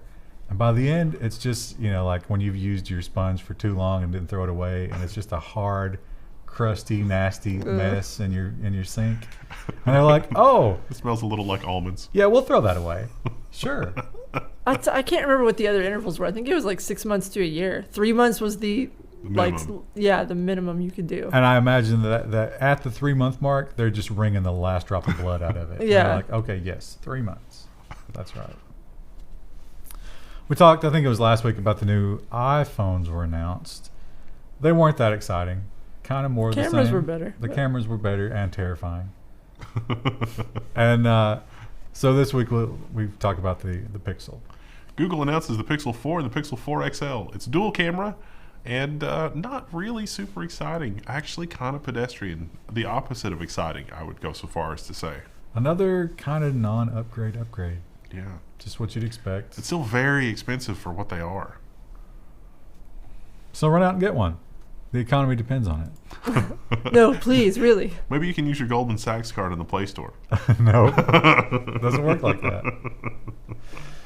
We should have put this with the other EV story, but it was kind of a lazy sort because we took too long in the last episode of the news. But yeah, electric motorcycles. Now that's a weird concept, right? And if you're an early adopter, there's even worse news. Harley-Davidson has completely stopped electric motorcycle production due to a charging problem. Deliveries are halted too, but the company says the bike is still safe to ride. That doesn't seem like that would be possible if they've stopped it. It's like, this bike is done, but we're not going to give it to you. Well, so here's the thing. And you can ride the bike. It's perfectly safe. And the electrical problem is not inside the bike, so don't worry about that. And everything's good, and don't worry about it, and we're going to eventually fix it. Now, here's just one small catch. You can only charge it at the dealership. It's simple, really. Easy. And Harley dealerships aren't as ubiquitous as car dealerships. So I imagine, like, what do you think the range is to the average person's range to the nearest Harley dealership? Probably more than the bike's capacity, right? I'm just imagining somebody driving their EV bike to the dealership, and then, like, it goes, in the back, and then there's like a horrible explosion and some fire, and like clearly something terrible's happening. And it's like, what's going on? It's like, oh no, sir, we're just having a little service issue with one of the bikes. It's like, where's my bike? I need to go. It's like, well, we're gonna give you a different bike, sir. Nothing is wrong. It's just we've upgraded you. Don't worry about it. And here's the new Harley-Davidson sticker. What did you upgrade me to? A gasoline engine. Turns out. Yeah. Another EV news, and we talk about Tesla being the king. And remember those upstart companies that were like, hey, we're going to destroy Tesla. We got a better idea, got better cars. Just wait and see. It's going to be amazing. Faraday Future founder files for Chapter 11 bankruptcy. That's quite the tongue twister. He owes $3.6 billion in China. Now, at first, I thought this article was about Faraday Futures. It's not. He has a number of failed experiments under his belt in China. He owes a bunch of money to investors for previous companies that failed. Faraday Future's not doing great.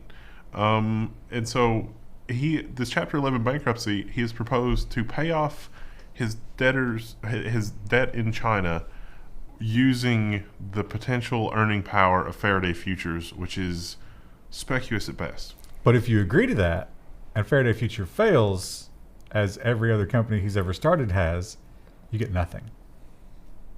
Sign me up. He was also banned from China. because of the debt. So, yeah, not great. You know, people complain about Musk raising too much debt. That's nothing compared to this guy. And, you know, I see more and more and more of the DoorDash, Grubhub, meal delivery. I mean, it's just everywhere. And it seems like you'd have more and more drivers on the road now because that's catching on, right? But every week, Uber, Lyft, all the companies have headlines like this. Uber lays off another 350 across Eats, self-driving, and other departments.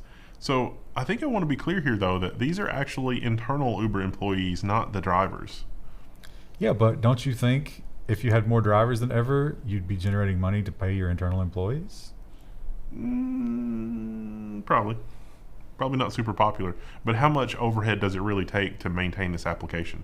They claim that they hired like just drunken sailors when they first got their venture capital. That was probably a mistake. Yeah, so, but why?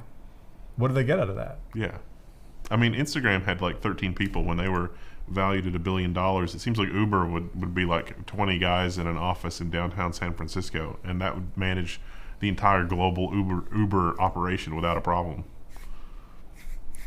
A lot of people hate Windows specific keyboards because they got that Windows key, and you know, the Linux hipsters. And boy, are they going to hate these. Microsoft has dedicated Office and emoji keys on its new keyboard. Mentally, those were substituted as Meta and Super. So yeah, I'm gonna have a new Meta and Super keys on my new keyboard. Woo! Chris, how happy are you about an emoji key? I don't understand why you would need this. Also, as if we don't just type, :OK _hand. That's white nationalist, Christy. I know. Ryan sometimes gets us in trouble here at the Level 1 News Listen, I don't make the rules. by telling us to do things that apparently have connotations with other things. I don't know why I didn't put this with the other EV stories. Again, it was a lazy sort today. But Tesla, maybe some problems with older cars. Now, how long have these cars been on the road? 4 years. Even for the oldest ones? Oh, the oldest one's much older, like 9 years. It has been 9 years. Wow. Getting older. Older Teslas are reportedly running into an issue where the screen stops working and the car won't something. It won't run. It won't It charge. looks like you're using an ad blocker. Charge is the word. Yeah, you can drive it, but it won't charge. Well, you can drive That's it for a little while. Yeah, that's kind of still a problem, though. The problem has been traced by mechanics to the eMMC flash, which is where the operating system and other stuff is. It's wearing out because Tesla is logging way too much crap to the flash. It's wearing out the right endurance on the flash. They say they got a fix, but what about the people that already have questionable right endurance? And they're way out of warranty. But they also say that it's going to be better on newer models, but it seems like on a long enough timeline, Wouldn't matter. you're never going to defeat this. Yeah. You're going to have to replace it every so often. Maybe they should have a little SD card slot for the logs and just shove that in there. It's like, oh, your log card died. Oh, yeah. Or just have, 2 ports under the hood, and you pop a new one in, and it clones it, and Yeah. every 6 months. That would be like it was built to be maintenance friendly as opposed to disposable. Yeah. Because, Like everything else. cars have maintenance. Listen, your lease is up. You just need to get a new Tesla. That's just how it is.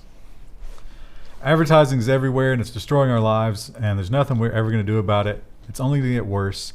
And all those... Store.level1text.com.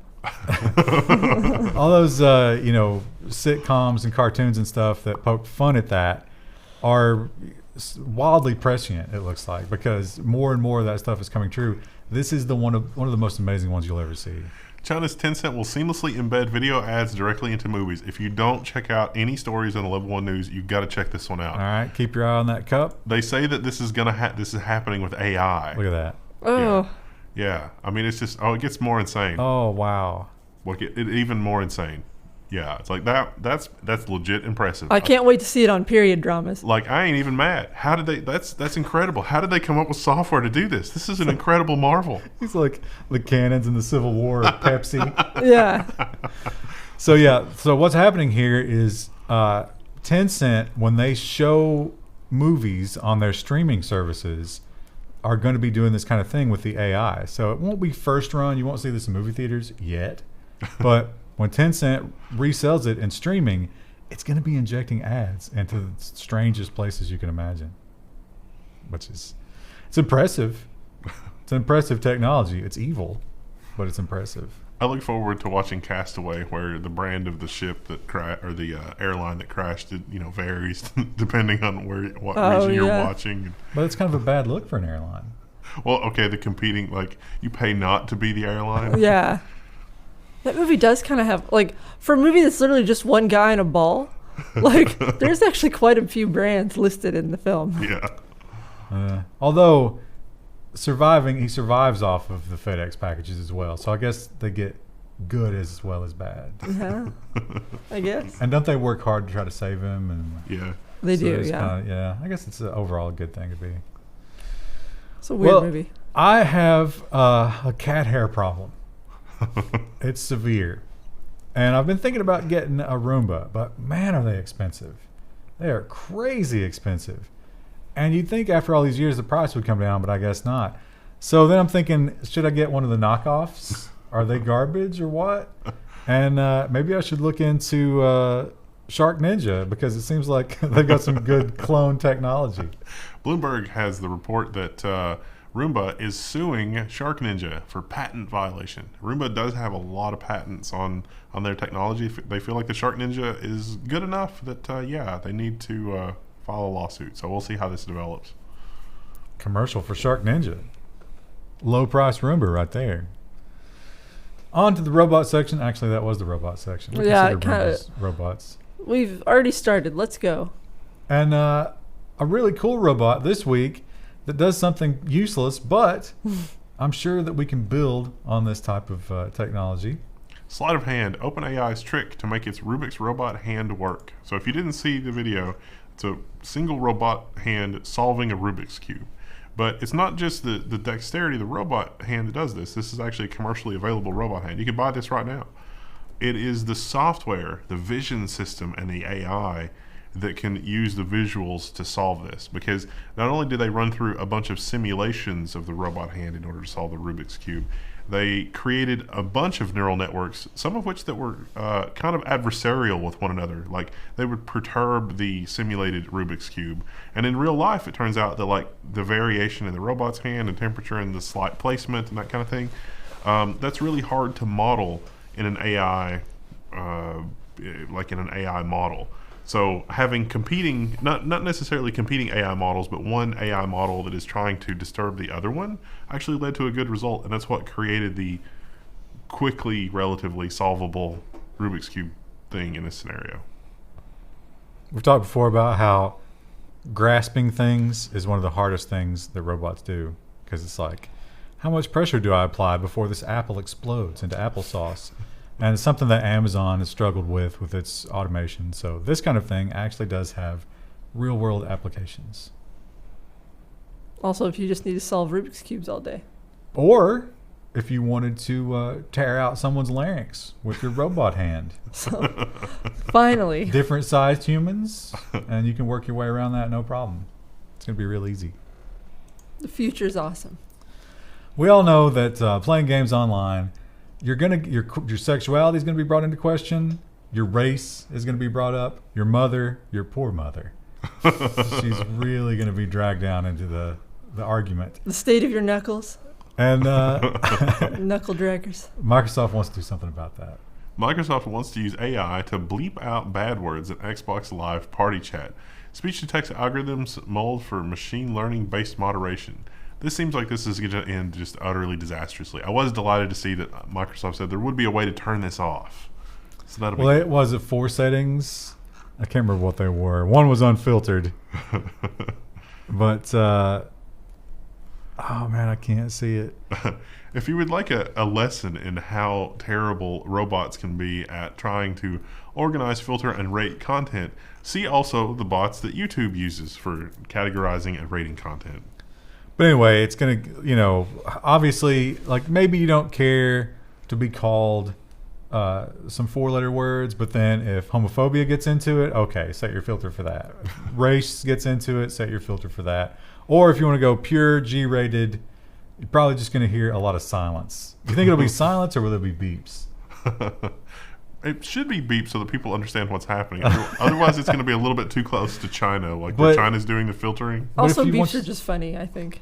But your little snowflake child, you don't want them to even know that that kind of hatred exists in the world, right? That's what the people in China said with their, sort of dystopian filtering, where it's like, the people aren't even seeing their messages. And it's like, did you see my message? Like, no.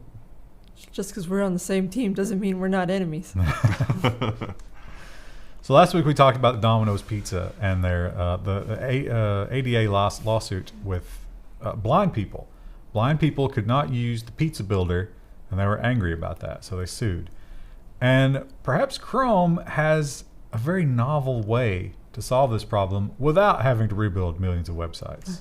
Chrome now uses AI to describe images for users with vision impairment. It's powered by Google Lens, which can identify over 1 billion objects. Now, how bad would you love to feed this thing just like the most horrific images that you can find on the internet? Or like, the most convoluted memes with just layers and layers of connotation? How's it going to deal with that? The AI is just going to respond, why was I built to feel pain? Yeah. Does this mean we're not to use alt tags? No, yeah, it's exactly. So they're saying because there's so many images without alt tags, if this thing finds an image without an alt tag, it tries to just describe what's in the image for Oh you. man, I know what script I'm adding to our web development repertoire. It's just going to go through and find all the images in the code base that don't have an alt and just programmatically submit it to Lens, and then take the result and just paste it in the source. It's like, ta-da! Look, we did it. That'll be amazing. Robots have been used by the military for a long time. It's fairly low tech what they do. A lot of the times they just drive over landmines, which is hard work. useful, but again, not really using the full suite of robotics. And maybe this little guy will change all that. Army researchers test human-like robots. I was all set for this article. I wanted to scroll down and see the Terminator. And that's what we saw. Instead, it's more like it's using a human-like vision system to see if there's a way it can automatically figure out how to manipulate its environment to solve whatever its goals are. Well, it's got this little hand. Oh yeah, there's more pictures. Looks like too. Well, yeah, like slider. There's debris. So like there's debris in its way, and it's like, oh, can I use my hand to move the debris? And so it'll try to do that on its own without having to be asked to do that. So that's the example they showed in their demo. Was they told the robot clear the road. So a convoy drives up on a road and there's crap in the road.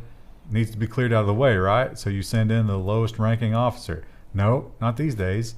You send in the robot.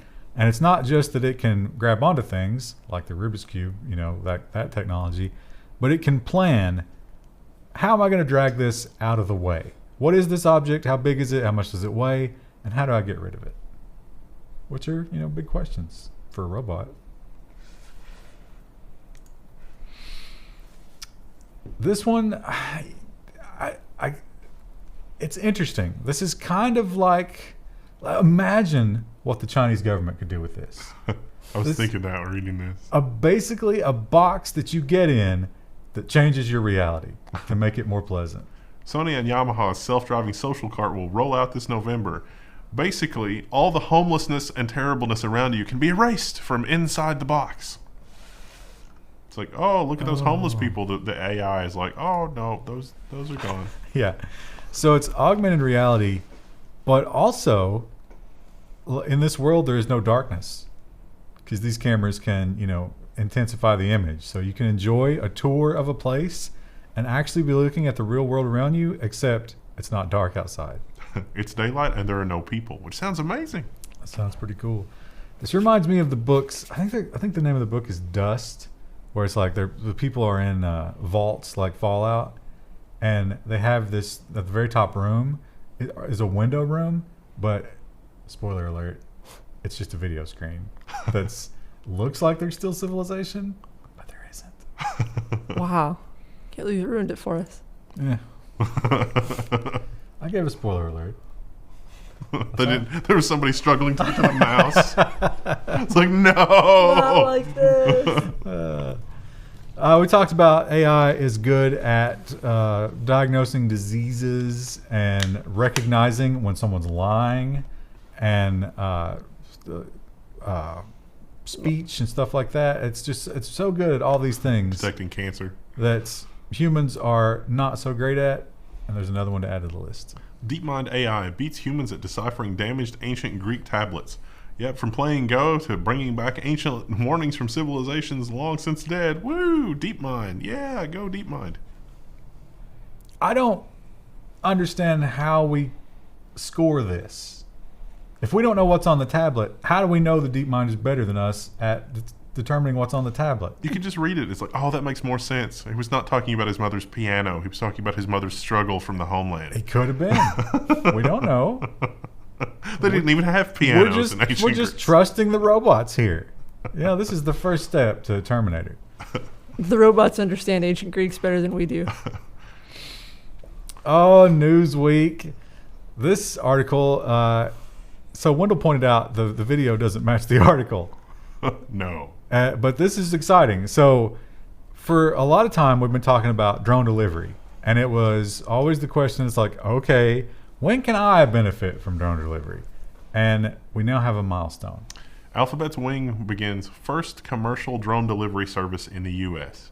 The Newsweek article is from the experiment testing human organ delivery with the drones, but now they're actually delivering other stuff. The video is from that. Yeah. This was a woman's birthday present. And it's in Virginia, that one place in Virginia where they're allowed to do drone delivery. I can't remember the name of the place. And we're ad blocked. But you think this guy knew ahead of time, or did they let him know? There's probably some things like, oh, you can do this delivered by drone. Although, if he was... No, did he know he was the first? Oh, probably not, no. I doubt that. But it was his wife's birthday present. They didn't say what it was. It must have been pretty small. And it's the first drone delivery to... and they beat Amazon. This wasn't Amazon. This was Alphabet. Bezos is furious. Somebody's head will roll. He's just going out and just burning his cash in anger. Contact Elon Musk. We need to eject... We'll put another Model S in orbit with a dead body in a spacesuit. It's the perfect crime. He's got the drone delivery team, like suspended from chains in his basement, and he's got just flaming piles of cash, and he's flogging them with them. How dare you? This makes me feel better. We talk a lot about the Chinese work ethic and the whole idea of how things work with employment in China, and it's kind of like, just do what you're told and shut up and be thankful we're not taking your kidneys today. And so I think the hatred for management is what explains this headline. Almost 90% of Chinese workers trust a robot more than their human managers, a survey finds. 2/3 of survey respondents said that they are optimistic and grateful about having a robot coworker. What does that say about their existing coworkers? What does that say about the education level of Chinese workers who they believe the robots are, actually neutral? Well, but I think it's not that they believe that. They believe that. So they're under this rigid system, but the more power you have in the system, the more you could subvert the system to your own means, right? Yeah. So when you get all the way up to the highest power of government, they're not following any of the rules. They do what they want. So I think they believe that robots would actually follow the rules. Oh, yeah. And there wouldn't be the corruption. I hadn't considered that, but yeah, if the corruption is rampant, we could use some robotic government leaders as well. Yeah, I mean... But someone has to program them, and then they become the new leaders, and then... That's true, and, obviously there's a downside to that. But, think about if we didn't have to worry about that, and the whole, Asimov problem, and we had robots who would just follow the exact constitution and laws and not create new ones and just, sort of run. Don't you think that'd be better? This isn't the only story this week that makes me think this is the beginning of the Warhammer universe. It's like the Lord God Emperor Bezos has always been the emperor. What do you mean? It's just because the way they're programmed. This one, it's really, really disturbing, but it's a good thing. I remember we had I don't remember when it was, but we had a similar article where there was a little boy robot that just had constant medical problems.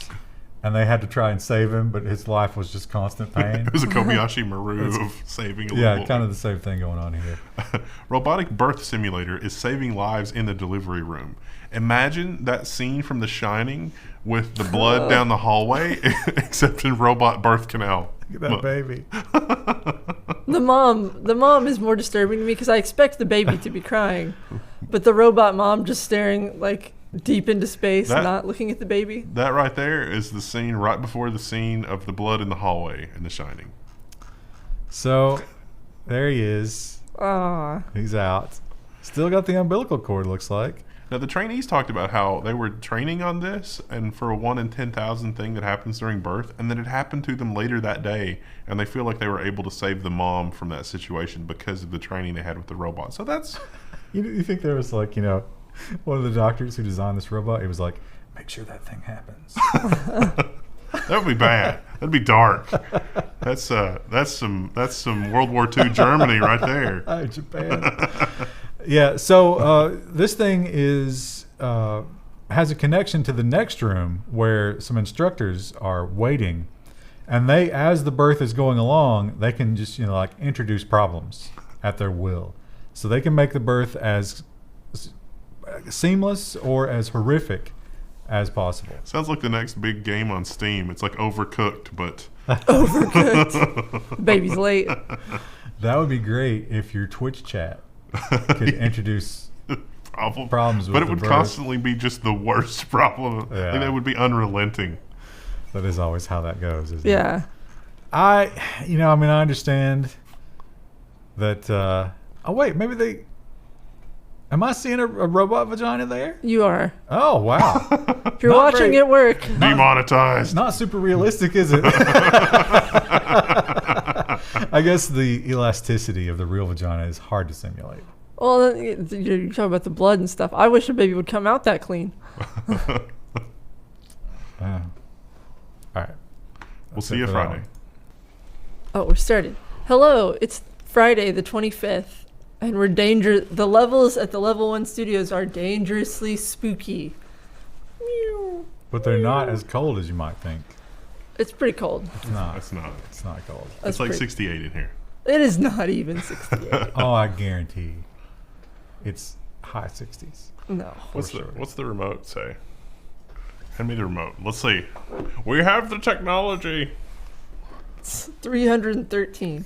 Oh, that's the I time. know. There's a button here. It's very hot, actually. Oops. 72. No, that's the. Oh no, it is exactly 68. Wow. Don't turn it on. Oh, let's talk about security news. Maybe that'll warm you up, Krista, because I know you love I know. it. I know you're on fire for it.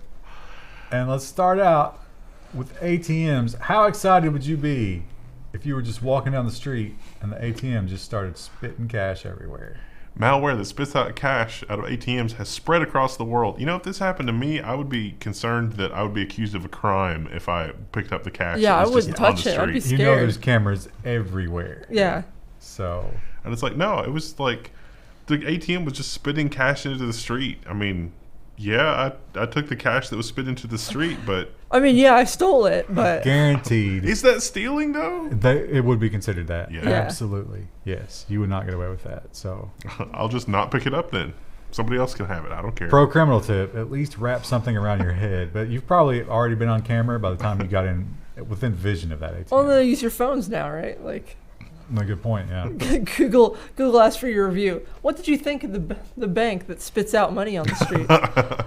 And if you have your phone on you and you steal that money or you pick it up, you say to yourself, well, you know what? I'm not worried about that because I won't let them unlock my phone.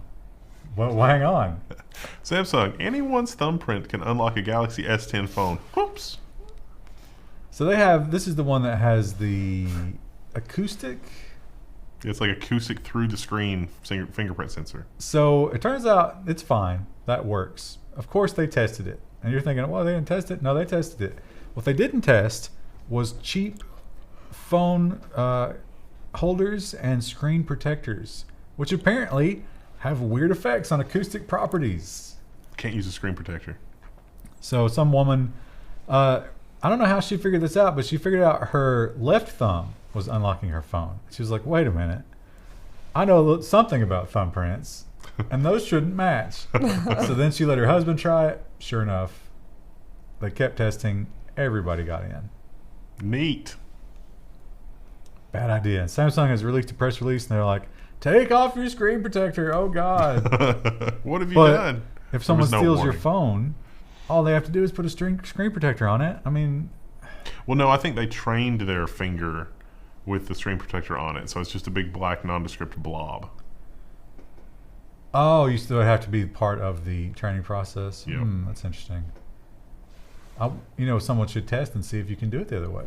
I don't think you can, but that would be a good test. Level 1 investigates. How long ago was Pokemon Go? Like 2 years. Yeah, 2 years. I sounds bet it's right. been longer. It's that time dilation thing. I don't know. Maybe you might be right. Maybe 2 years. 2 years sounds about right. I think some people still play it, but it's not nearly as popular. It's super popular in Asia. In Taiwan, there's still like the dudes on the bicycle with like 12 phones.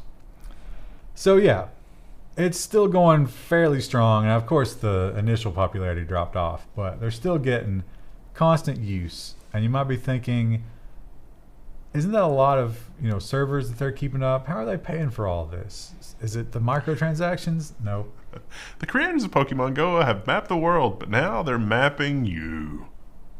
Kotaku. So it's surprising. Like, So yeah, they're selling data. What a surprise! And there's a new one. What was it Harry Potter? Yeah, Wizards Unite. So there's a new Pokemon Go, but it's Harry Potter related. oh, thank goodness that J.K. Rowling's still able to cash in. I'm not sure. She actually does a lot of charity work with her money, but still. Oh yeah, I'm sure. Like she gives them what 0.00002%. She's given Per away annum. enough that she's not on the billionaire list anymore. That's good because she doesn't belong there. Anyway, Still richer than either of us will ever be, but it's Niantic also made this Harry Potter game, and 150 million users, which is less than Pokemon. So it's not that much money in Rowling's pocket. But same deal. They figured out that seeing where you go and how you interact with the environment and what you do with your phone is super valuable if they can sell it. And that's what they're doing. In a move that surprised no one. Oh, wait, they weren't doing that the entire time? What was wrong with them? They really were NSA plants. I think it took them a while to figure out because selling data is just really catching on in the main, like Google's been on that game for years, but the rest of the world, they had to catch up. One thing that the security people tell you to do these days, you got to do two-factor, right? Got to Yes. do two-factor. It is unacceptable. And two-factor with an app, not a text message, because they can steal your phone number. And two-factor, yeah, it's inconvenient, but I mean, it's just a little inconvenience. What could go wrong? Multi-factor authentication issue hitting North American Azure Office 365 users. Yeah, multi-factor authentication issues are impacting a number of Microsoft Azure and Office 365 users. The only news here, really, is that this is still ongoing. They had a series of updates on this article. Yeah. update 1. Oh, it's up, it's down. It's I don't up. know what- Oh, we fixed it. Oh, it's down again. What day was this? This started last week, technically. 18th. So on the 18th, the last update was 11:20 a.m. And they're saying that we'll let you know. Stay tuned. And then it was like, oh, yeah, there's an issue. It's like, oh, you think? Oh, these headlines, they make me so sad. This is a dark story. Not just because of the darkness of humanity and, the horribleness in which we must live. We've always lived, but we didn't always know about it. But now the news cycle, where you can actually see the darkness, which is bad. But also, because of this horrible darkness, we lose all of our privacy. Huge child porn ring busted as authorities cite ability to crack Bitcoin privacy. I don't think Bitcoin was ever really designed to be private. The ledger is literally a history of all transactions. That ledger of all transactions is what, quote unquote, cracked the case in this particular criminal case. Well, I think it's tying All those people together. those addresses to actual people is what Yeah. they managed to do here. So yeah, there was some kind. I think it was sort of like a Silk Road for child porn. Yeah. Which, wow. When you're building that, because that's not a small project. Does it ever go through your mind? It's like, wow, I'm kind of a bad person. Probably not. I mean, U.S. senators. Krista, you are the only renter left I in am. Level 1 Techs, and you've just moved into a new apartment with your nuptials. Yes. What if... Oh, and how's your dispute going with your... My landlord, Yeah. they have reduced the charges considerably. After, like, the level of pedantic doesn't even begin to cover it, like the amount of documentation I submitted. Did you pay? I have to go pay Monday, but I still have to pay him a little bit, but I figure it's fair now. Like I based don't on think the so. based on the new letter They sent. took your deposit. They did. I think you should continue fighting. You know what? You've already betrayed the people of Hong Kong in so many ways. I think the one way you can show solidarity with them is to keep fighting. Keep this. fighting my landlord Yeah. for reasons that somehow support China. Well, you know, it's just in the spirit. But what would you do if the same landlord came along and said, "Hey, I'm going to need you to put a Nest or a Ring or even an Alexa in your home"? I tell him no. Well, they're not taking no for an answer. Your landlord turns your apartment into a smart home. Now what? Go take it to court. Yeah, I think that tenants' rights are going to probably be upheld on this. Landlords, there's a couple cases of smart locks, like prominent security researchers had been subjected to lock upgrades from their landlord for smart locks. And the security researchers promptly hacked the smart locks and was like, "Look, I've got access to all of your facilities now." They were like, "Ooh." Well, there was that case in New York. Yeah.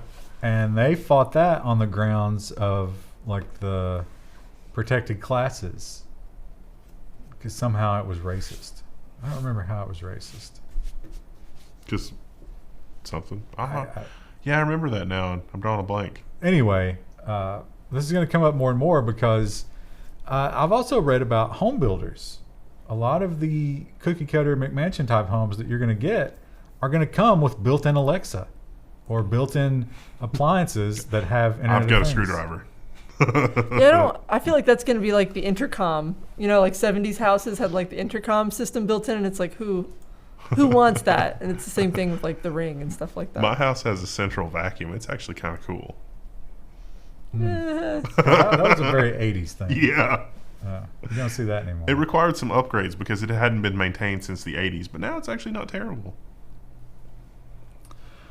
We talk a lot about data leaks, and they're almost always bad because they leak personal details, which could lead to credit card fraud or identity theft. This one's a little bit of a twist on that story. Data for a whopping 26 million stolen payment cards has been leaked in the hack of a fraud bazaar. So this was not a new hack of a retailer or anything like that. One of the places on the dark web where they sell hacked information was itself hacked. Which is good, because now all those numbers are known and they will be turned off instead of being sold on the marketplace and abused.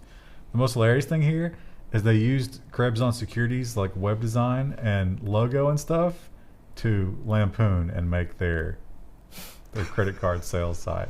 It was called the Krebs Cards or something like that. I can't remember, but Brian's Club. That's what it was Brian's called. Club. But he works against that. It's like my mom trying to remember the name for Gary's mod. She calls it Charlie's Mode. It's not quite right. We've talked a lot about scientific studies, and we're in the age of technology, which is really bad for scientific studies because people are faking stuff and you have to pay for them now, which is weird. A lot of scientists don't understand how floating point numbers are stored in computers' memory. Yeah, so this is the latest in problems with technology and scientific research. A code glitch may have caused errors in more than 100 published studies. This was a Python library. Why? It turns out there were some bugs in the way that stuff was computed in a Python library, which a lot of scientists use. So they figured it out because some professor this had to do with cancer research, and he was like, all right, I've come up with these numbers. Go and proof them and make sure they're real. He sent his lab assistant to do it. Lab assistant couldn't figure it out. I was like, wait, can you check my numbers and send it to somebody else? And then they did it. Everybody came up with something different because they were all using different operating systems. So, Oops. it's bad, but you know what? These are definitely this professor's a glass half full kind of guy because he was like, hey, The scientific process worked. We found the problem. We did science. It's all good. He's like that professor that you kind of want to hate, but he's so chipper. It's like, wow. Yeah, and he's not wrong, I guess. Yeah. So that's good to find out. Crystal loves the Safari browser. No, that's not true. Oh, but you do. I hate it You so love much. designing for It's it. the new IE. Well, you'll be glad to know that not only do you have to build specific media queries just for that browser, but now it's also spying on you. Oh, sorry. Apple Safari browser sends some user IP addresses to Chinese conglomerate Tencent by default. Now, was this updated with Apple's statement? Because they issued, maybe it wasn't on this website, but Apple did respond to this. Oh, did they? I didn't see that. Tim Cook probably But the went over response there and wasn't personally very helped them. good. Yeah, no, the response was like, Yeah, you're right. What So do you here- do about it? It's not just Tencent, it's also Google, which really, I mean, yeah. Before visiting a website, Safari may send information calculated from the website address to Google Safe Browsing and Tencent Safe Browsing to check if the website is fraudulent. These safe browsing providers may also log your IP address. So both Tencent and Google have been well known to harvest some data, Yeah. and you're sending them data. We need to check and see if this website is safe. Now, correct me if I'm wrong, but wasn't Google like freaking out because all of the ad block plugins in running through the whitelist and checking things, that was too slow? So you mean to tell me going halfway around the planet to check and see if a website is on a naughty list and coming back, that's fast enough. But checking a list in local memory, that's too slow? Well, but they love that because this is a competing browser. They don't want Chrome to do that, but they're happy to let Safari do that with their service. It makes perfect sense. We talked about the Pixel 4 coming out. It has some interesting new features. One of them is a little scary, maybe? Google Pixel 4 Face Unlock works if your eyes are shut. Sounds like a great thing for spouses and law enforcement. Or murder. Yeah, so Apple, in comparison, has the alertness detector. It won't do this on purpose. They actually spent time working on that to be like, hey, this could be abused. Google seems like they chose not to do that. I wonder if they subjected test participants to different mind-altering drugs. And at Apple, it's like, all right, let's test it on this person has got a blood alcohol level of 0.1. Let's see if it'll unlock their face. What?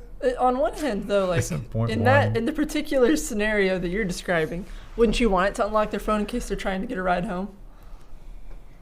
I don't know. Like, how do you figure out the difference?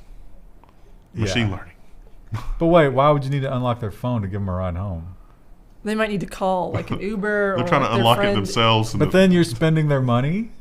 That's also a crime. What What? if you're so incapacitated due to your crippling alcoholism that your phone is like, no, I'm not going to unlock Yeah, it that's till what you're that's sober. the scenario I'm describing. Because your eyelids are just too shut? Yeah. or something? Yeah. Well, you could like just, push them up. I don't know. We've done some stories in the past about cameras in your home, and it was mostly the cheap Chinese IP cameras, which were unsecured and had microphones in them, and people could just search on the internet and find them and do horrible things. You might not expect that from your Nest, but you might be wrong not to expect it. The voice from our Nest camera threatened to steal our baby. I can't even say that with a straight face. Have we entered the nonsense section? A father Googled Nest camera and found out that this happens frequently. So probably a credential stuffing account. They figured out the password to their Nest account, and somebody was watching their baby because, yeah, why not? I'm gonna steal your baby. Who would want a baby? That's a good question. They're so useless. But yeah, maybe don't put cameras in your home. Maybe that's a bad idea. Cameras connected to the internet. Now we have moved into the nonsense section, and we have two stories, and I love these stories. I love the opulence and wealth of these Middle Eastern countries and just the insane things they do with it. It's one of my favorite things. And this headline is a real head turner. Facing unbearable heat, Qatar has begun to air condition the outdoors. It was too hot for the sports. We must fix that. That's So- a good TLDR. First of all, 116. Whew. Yeah. I don't think we've ever experienced, any of us have ever experienced 116 degrees. It's a dry heat. So the idea here was actually really good. Well, if you have unlimited money, it's really good. Unlimited money and like just don't care about like anything. What do you think the amount of refrigerant that went into the atmosphere? Like you only care about your own comfort.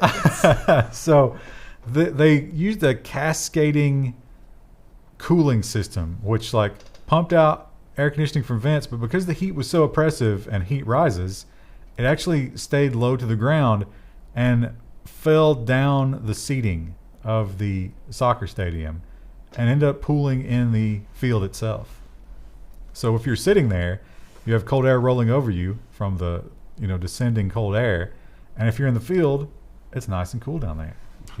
And the stadium acted like a bowl to hold and contain the not hot air, and then the hot air at the top made a nice insulating layer where it was even more hot. Although they do talk about it's not uncommon to have, if you have a storefront, you might have an air conditioner just blowing straight down, so people who stop to look in at your store can just admire your wares. Yeah, enjoy themselves in your nice air conditioning and look at what you have to sell.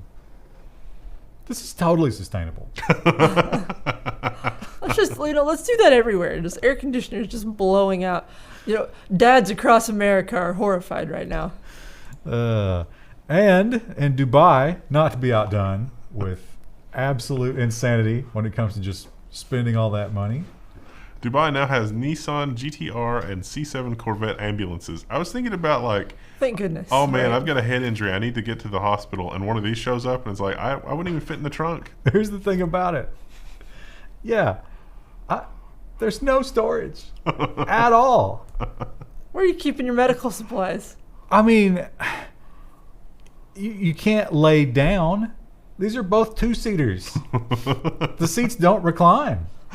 Well, you don't want to look like a chump showing up at the hospital in anything less than this. I was trying to, maybe this is an EMS worker who's getting to you quickly to stabilize you while the Rolls-Royce ambulance shows up. The only thing I could think of was the commercial from the IT crowd. It's like, 118-999. They do look sexy, though. 3. They look like something. Look at that. First responder. Yeah. And they pointed out that several of their police cars are also supercars. Well, Yeah, that makes more sense for a police car. I'm imagining, though, showing up at not a crime scene, but someone's passed out in the street, and you rush out of your car with your med kit, and you're working on him, and you see someone touching your car in the back. It's like, hey, hands off. Also, I'm thinking about old people. They have knee problems and back problems. Old people getting in and out of a Corvette, it ain't good. It doesn't work well. These cars are low to the ground, so maybe just a publicity stunt, but they do look sexy. Chris, I couldn't help but thinking about you when I read this story because I know you love mushrooms. Yes, but we don't even know if this is a mushroom. It's a blob. Paris Zoo unveils the blob, an organism with no brain, but 720 sexes. What manner of organism is this? I didn't see this. They're not sure because it seems to be able to learn. What kingdom? Which I got a little video over here. We don't know. So here's the thing, right? It can learn to eat different kinds of foods, and it can eat almost anything organic. If you cut it in half, it will heal itself, and then there'll be 2 of them. But if you merge 2 back together, they've proven that the memories of the one will be in the other one. Yeah. As they merge together. Is this The Thing? Yeah, that's what they talk about. Yeah. That's why they called it the Blob. Well, they called it the Blob after the movie. Yeah. So the Thing is much scarier. It learns to solve mazes and crazy stuff like that, and it seems to have a memory. It seems to have a learning capability. It seems like it's got some intelligence. So where did it come from? We don't know. Antarctica. No, for real. Where did they acquire this blob? I don't remember where they said they got it. The countryside of France. You go out for some fresh cow's milk, and then you pick up some blob. It doesn't say. Where did it come from? Yeah, it's like we know for sure it's not a plant, but we're not really sure if it's an animal or a fungus. It behaves surprisingly for something that looks like a mushroom. It's It may be a terrifying. mushroom, yeah. I also don't understand where the 726 is. Yeah, I don't know where that This comes from. Reuters either. article is woefully short on details. It's setting us up for the clickbait, and then it's not following It through. didn't Yeah. deliver. And it doesn't even have any good sidebar stories. Anyway, the blob is pretty cool, and you can go to this zoo and look at it if you want to. Do you want to make a trip to Paris? It's in Paris. You can do some other stuff in Paris. Just a few things. Krista, again, I know how much you love mushrooms. So The regular I kind, again not... thought about you. Not psychedelics. Yeah, how magic mushrooms can help smokers kick the habit. So yeah, they're doing psychedelics. Like psychedelics have been a part of a lot of cultures since time immemorial. Well, there's that whole. Some people have that theory that apes on mushrooms. That's what we are, because we were like, hey, are these good to eat? And then it was like, oh, I'm aware of myself. But I thought this was microdosing at first. It's not. No. So we talked about the other night on the stream, someone asked like if you could do any drug and not get in trouble for it, which one would you do? And I would stay far away from any of like the psychedelics, because I've heard horror stories about them triggering like dormant mental illnesses, and I don't want to know what lurks beneath the surface. But I think that's kind of the idea here. Is it's sort of a reset button, and that habit can be turned off in the reset. So yeah, interesting. This picture isn't good because these people are smoking. That doesn't make any sense. Straight out of the 70s.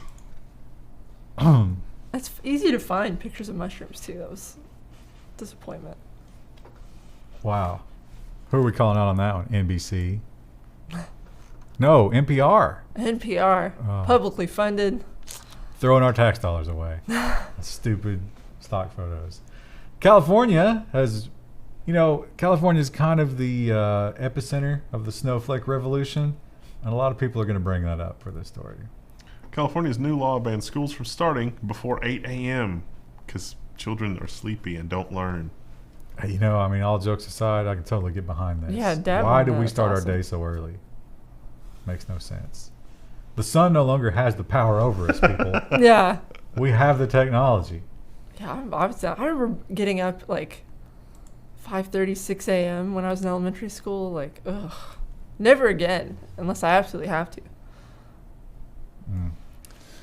There have been a lot of movies about people who think that the world has ended, but it really hasn't. Well, there was a Brendan Fraser vehicle for that, wasn't there? The Village, M. Night Shyamalan Ding Dong. And I guess Scientology kind of did their version of this, where it was just prison labor. But we have the real thing here. Dutch family waiting for the end of time has been found in a secret room. There's a picture. The article I read didn't have a picture of the room. It just had a picture of the farm. Yeah, it's like, that's weird. They disappeared. They didn't disappear. They were living in the walls. There was a post guy who said that like he was like, this was on my route, but like no one was ever there, and I just never thought anything of it. But he Like, never delivered mail to it. Yeah, he just was like, oh, okay. Yeah, they don't have a picture of the room anywhere in the video, are they? Mm-mm. Just outside of it. So, yeah, and here, the story gets crazier because it was a family, but the patriarch was not the father of the family. Yeah. It was some other guy who had convinced them. And the oldest son, who was like 29 or something, right? I think he was 25. Escaped and went to a bar and was just drinking beer.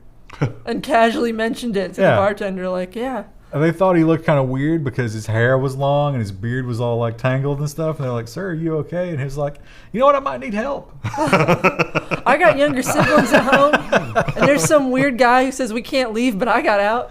I wanted to get this beer in me first. Well, I mean, after that- honestly, wouldn't you want to drink after that? Liquid courage. You got to wonder what that's like. I mean, that's right up there. When I think of like modern horror, I always think about that girl from Cleveland who was like a sex slave for how many years? Oh, yeah, like in the backyard of that house. And, no, she was in the basement or something. I thought it was just like in a shack in the backyard. And she like broke her way out and ran over to the neighbor's house, and people were like right there the entire time. Yeah, and just had and no nobody idea. knew. And that seems like kind of like what's going on here, except it's all family. And they were out in the middle of nowhere. What do you think the story was that kept them there? Probably the mines. Like, we'll find out next week. Oh, Yeah. 2012. Like, Yeah. I bet that was like, oh, it's Y2K The and motorcycle gang? the Mayan calendar, and everything's gonna end. We talk about dumb technology, and last week we talked about the shoes with holy water in them for $3,000, and it's like, oh, but that was sort of tongue in cheek, Well, and it was third party. The church didn't sanction it. right? And this one, I mean, this is pathetic. This is indulgences right here, and Indulgence 2.0. a lot of people should be raising a flag. The Vatican launches a $110 click-to-pray wearable rosary. Now this is the other article that made me think of Warhammer 40K, because it said if you make the like the hand motion, like The sign of the cross. then it triggers the thing as well, and it's like that is totally like magic or like Doctor Strange or Warhammer. It's like Except the emperor didn't want religion. So yeah, this thing, it's $100. Is there a subscription plan? I couldn't figure that part out. But they talk about it can do different kinds of prayers. And somehow it's supposed to teach you which one is appropriate for the given situation. It's really light on details. But yeah, $110. Makes me annoyed. I don't think that kids are going to go for this. Maybe this would be a gift from grandma or something, you think? Is that the audience? Look, I'm grandma. I'm hip. Look, you like the technology? Also, Maybe new converts, I guess.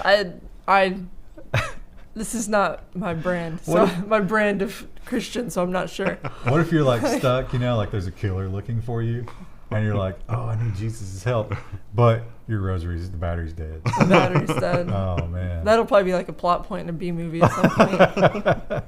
Prepare yourself. That's going to suck.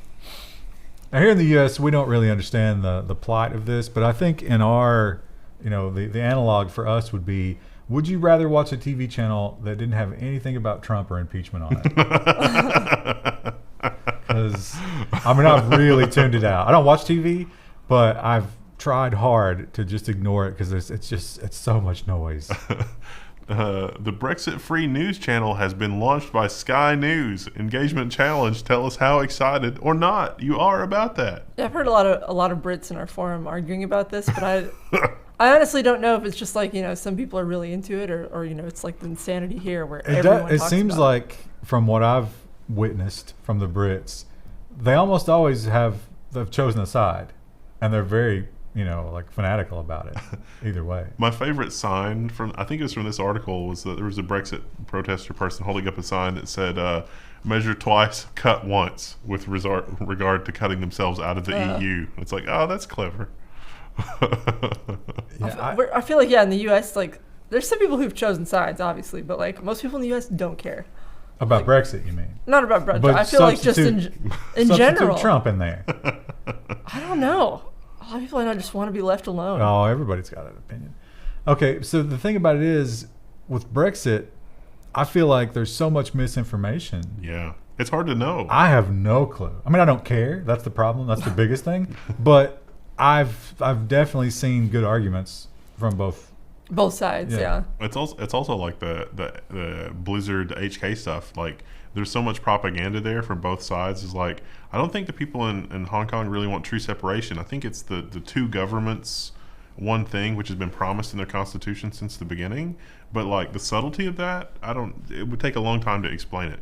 I don't know. Those cops wearing plain clothes and shooting people? Yeah. That's a little black and white to That's me. not really gray. Yeah. Anyway, you can tune out. You can stick your head in the sand if you want to once this channel starts up. One of the big political things that we're going through here in the U.S., and I guess it's more of a debate here because in other countries they've just gone full socialist, but it has to do with big CEOs and the fact that they make amounts of money that we can't even dream of. Like we can't even comprehend how much money Zuckerberg makes. Yeah, we understand the numbers, but we really don't understand how that changes your life. And some people have a hard time defending those kinds of numbers. Telstra chairman defends CEO, saying kids earn millions on Fortnite. Maybe like 5 kids. Let me update this headline for you. Telstra chairman defends CEOs, saying that lottery winners earn millions. Yeah. But the thing about it is, the kids from Fortnite, people are willingly giving them money because they're getting something. They're getting entertainment, right? Yeah, and that's a short-lived thing anyway. Like, the kid's only going to be so good for so long. Well, that's probably true of CEOs as well. Although they do seem to hang on well into their a long old time. years. Yeah, that's true. But this is where, someone else built the company, and then you came along. And it's kind of autopilot in some cases, and you're making a lot of money. One of the people from last week said that we ought to make a Seize the Means of Computation t-shirt. So, this is Australia, but that's universal, right? The most disturbing thing about this was that it's a telecommunications company. That's like it's like the It's water an extra company layer CEO down. is like, no, I should be making $70 million a year. I'm the water company CEO. Without me, you're gonna die. The human body can't deal without water for more than a day. It's not like this stuff falls out of the sky. Esports is hot. Krista has abandoned her hopes of esports. Yeah, I'm Her not. dreams have crashed into the mountainside. I don't really play competitive mode anymore. I just play quick play. Yeah, you just play just enough to crush the dreams of Hong Kong. But They're never going to be free. I'm learning how to run a master prison in prison architecture. One people, 2 systems, Krista. they're gonna need those prisons in China when they take all the protesters. But mine are like super great though, because I always do the pacifist warden. Oh, I'm sure they'll love that. He has a calming effect. I do education programs. Like, I'm all about making sure re-education programs. just education. This is the. They get books in their cells, showers in their cells. Krista, in this prison, why is this room labeled the Clockwork Orange room? Don't worry about that. Well, esports, when we were kids, esports was what they told you would never happen because playing video games was a waste of time. And it was never, which was weird because playing video games was a waste of time, but playing basketball could lead to millions. Or football, a head injury. And the world has changed. Time has marched forward, and we have this crazy headline. This small Pennsylvania school wants to be the Notre Dame of esports. And it goes on to describe what I would call child exploitation. What's interesting is the NCAA they have that whole debate going on right now. Like, should the athletes be paid? Well, they use them in all their marketing material. They should. It's a good debate.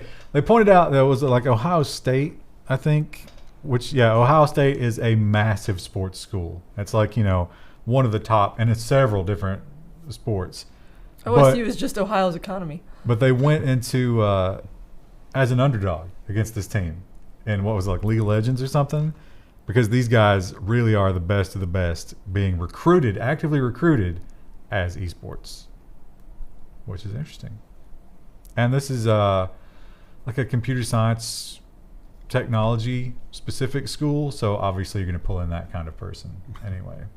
A bunch of nerds who are really good at online gaming going on to esports careers. I wonder if there's the kind of ostracization like between the jocks and the nerds. Now it's like the esports nerds and the the opposite, regular nerds. like the basketball team. Well, no. I mean, it's like there's a more delineation now. Like the basketball team's just over here. No one cares about them. But now within the computer science department, we have like the all-star esports nerds that just, go on all the dates and have all the social fun. And then you have the reject nerds that are just like the nerdiest nerds. Yeah, I'm going to rain on your parade here and say that I bet the female ratio at that school is super low. Probably not low. Probably not super high, yeah. Yeah. There might be a Gaguri on that team. Well, the Telstra CEO, you know what he said about them making millions of dollars? Maybe he was right. At least for one. A 6-year-old YouTuber has bought an $8 million property. Well, you stumbled as you said that, you couldn't believe it, and you just felt all of our YouTube aspirations come crashing down. No, I was trying to juggle the millions and billions. It's South Korea, and so it's 9.5 billion Korean won, which is 8 million US dollars. Okay. But yeah, 6-year-old. I don't know. This is another Well, they have two channels. They have a toy review channel, which the one guy here has that, or is he Canadian? I don't know. Those are really popular though with kids. Yeah, like all of them are. He's one of the biggest YouTubers. Oh, you're talking about like Ryan's Toy Review or something? I guess. I don't know. I don't know. There's a bunch of kid toy review things. But there's one that's like way above They all the seem others. mildly exploitative.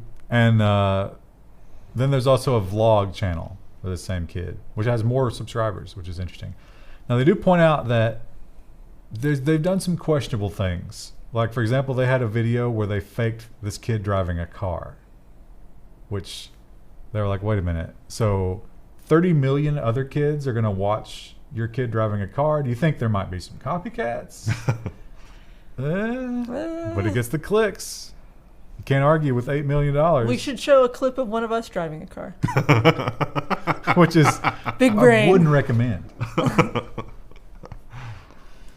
And finally, you know what? I wanted to try and reproduce how much everybody loved that cat last week. So you found another article. But I feel like this one falls woefully short. It does. The Alaska Fat Bear Contest declares a winner. But so from the front here, this bear doesn't look very thick. You know what? This is like an Instagram bear. Because, yeah, from the front, she looks, slim and sexy. Scroll down here, though. Look at that. THICC. Get your mouse out of the way so they can really appreciate the fluff butt. So this is, they have this. They have a bear cam. It's a contest they do every year, I guess, to see which bear gets the fattest. But it's actually voting, so I don't think it's actually, like... They don't actually weigh it, like trank it? It's a popularity contest. This bear didn't have cubs this year, so she didn't expend any of her fat raising cubs. But she did adopt an orphan cub. Oh, and I think that's what won the vote, not fatness. Yeah, they were like, oh, she's a good person. Yeah. She's thick, but she's not as thick as this other bear, but she's a way better person. So she's had some struggles this year, but she's pulling through. most of her struggles were, just like doing squats to get that thick ass going. Yeah, the bear cam followers apparently were calling her super mom. Oh. Was this it? Where was this? Was this in Alaska? Alaska, yeah. I was gonna say. Yeah. And you can go and And watch there's- those cameras. There's nothing else to do in Alaska, so I could see why it's like, it's winter. You get like 2 hours of daylight, and it's like, I'm gonna watch the bear cam. Krista, I think alcoholism is something else to do in Alaska. It's true. Forgot about that. All right, that's it. That's all we got. We'll see you next week.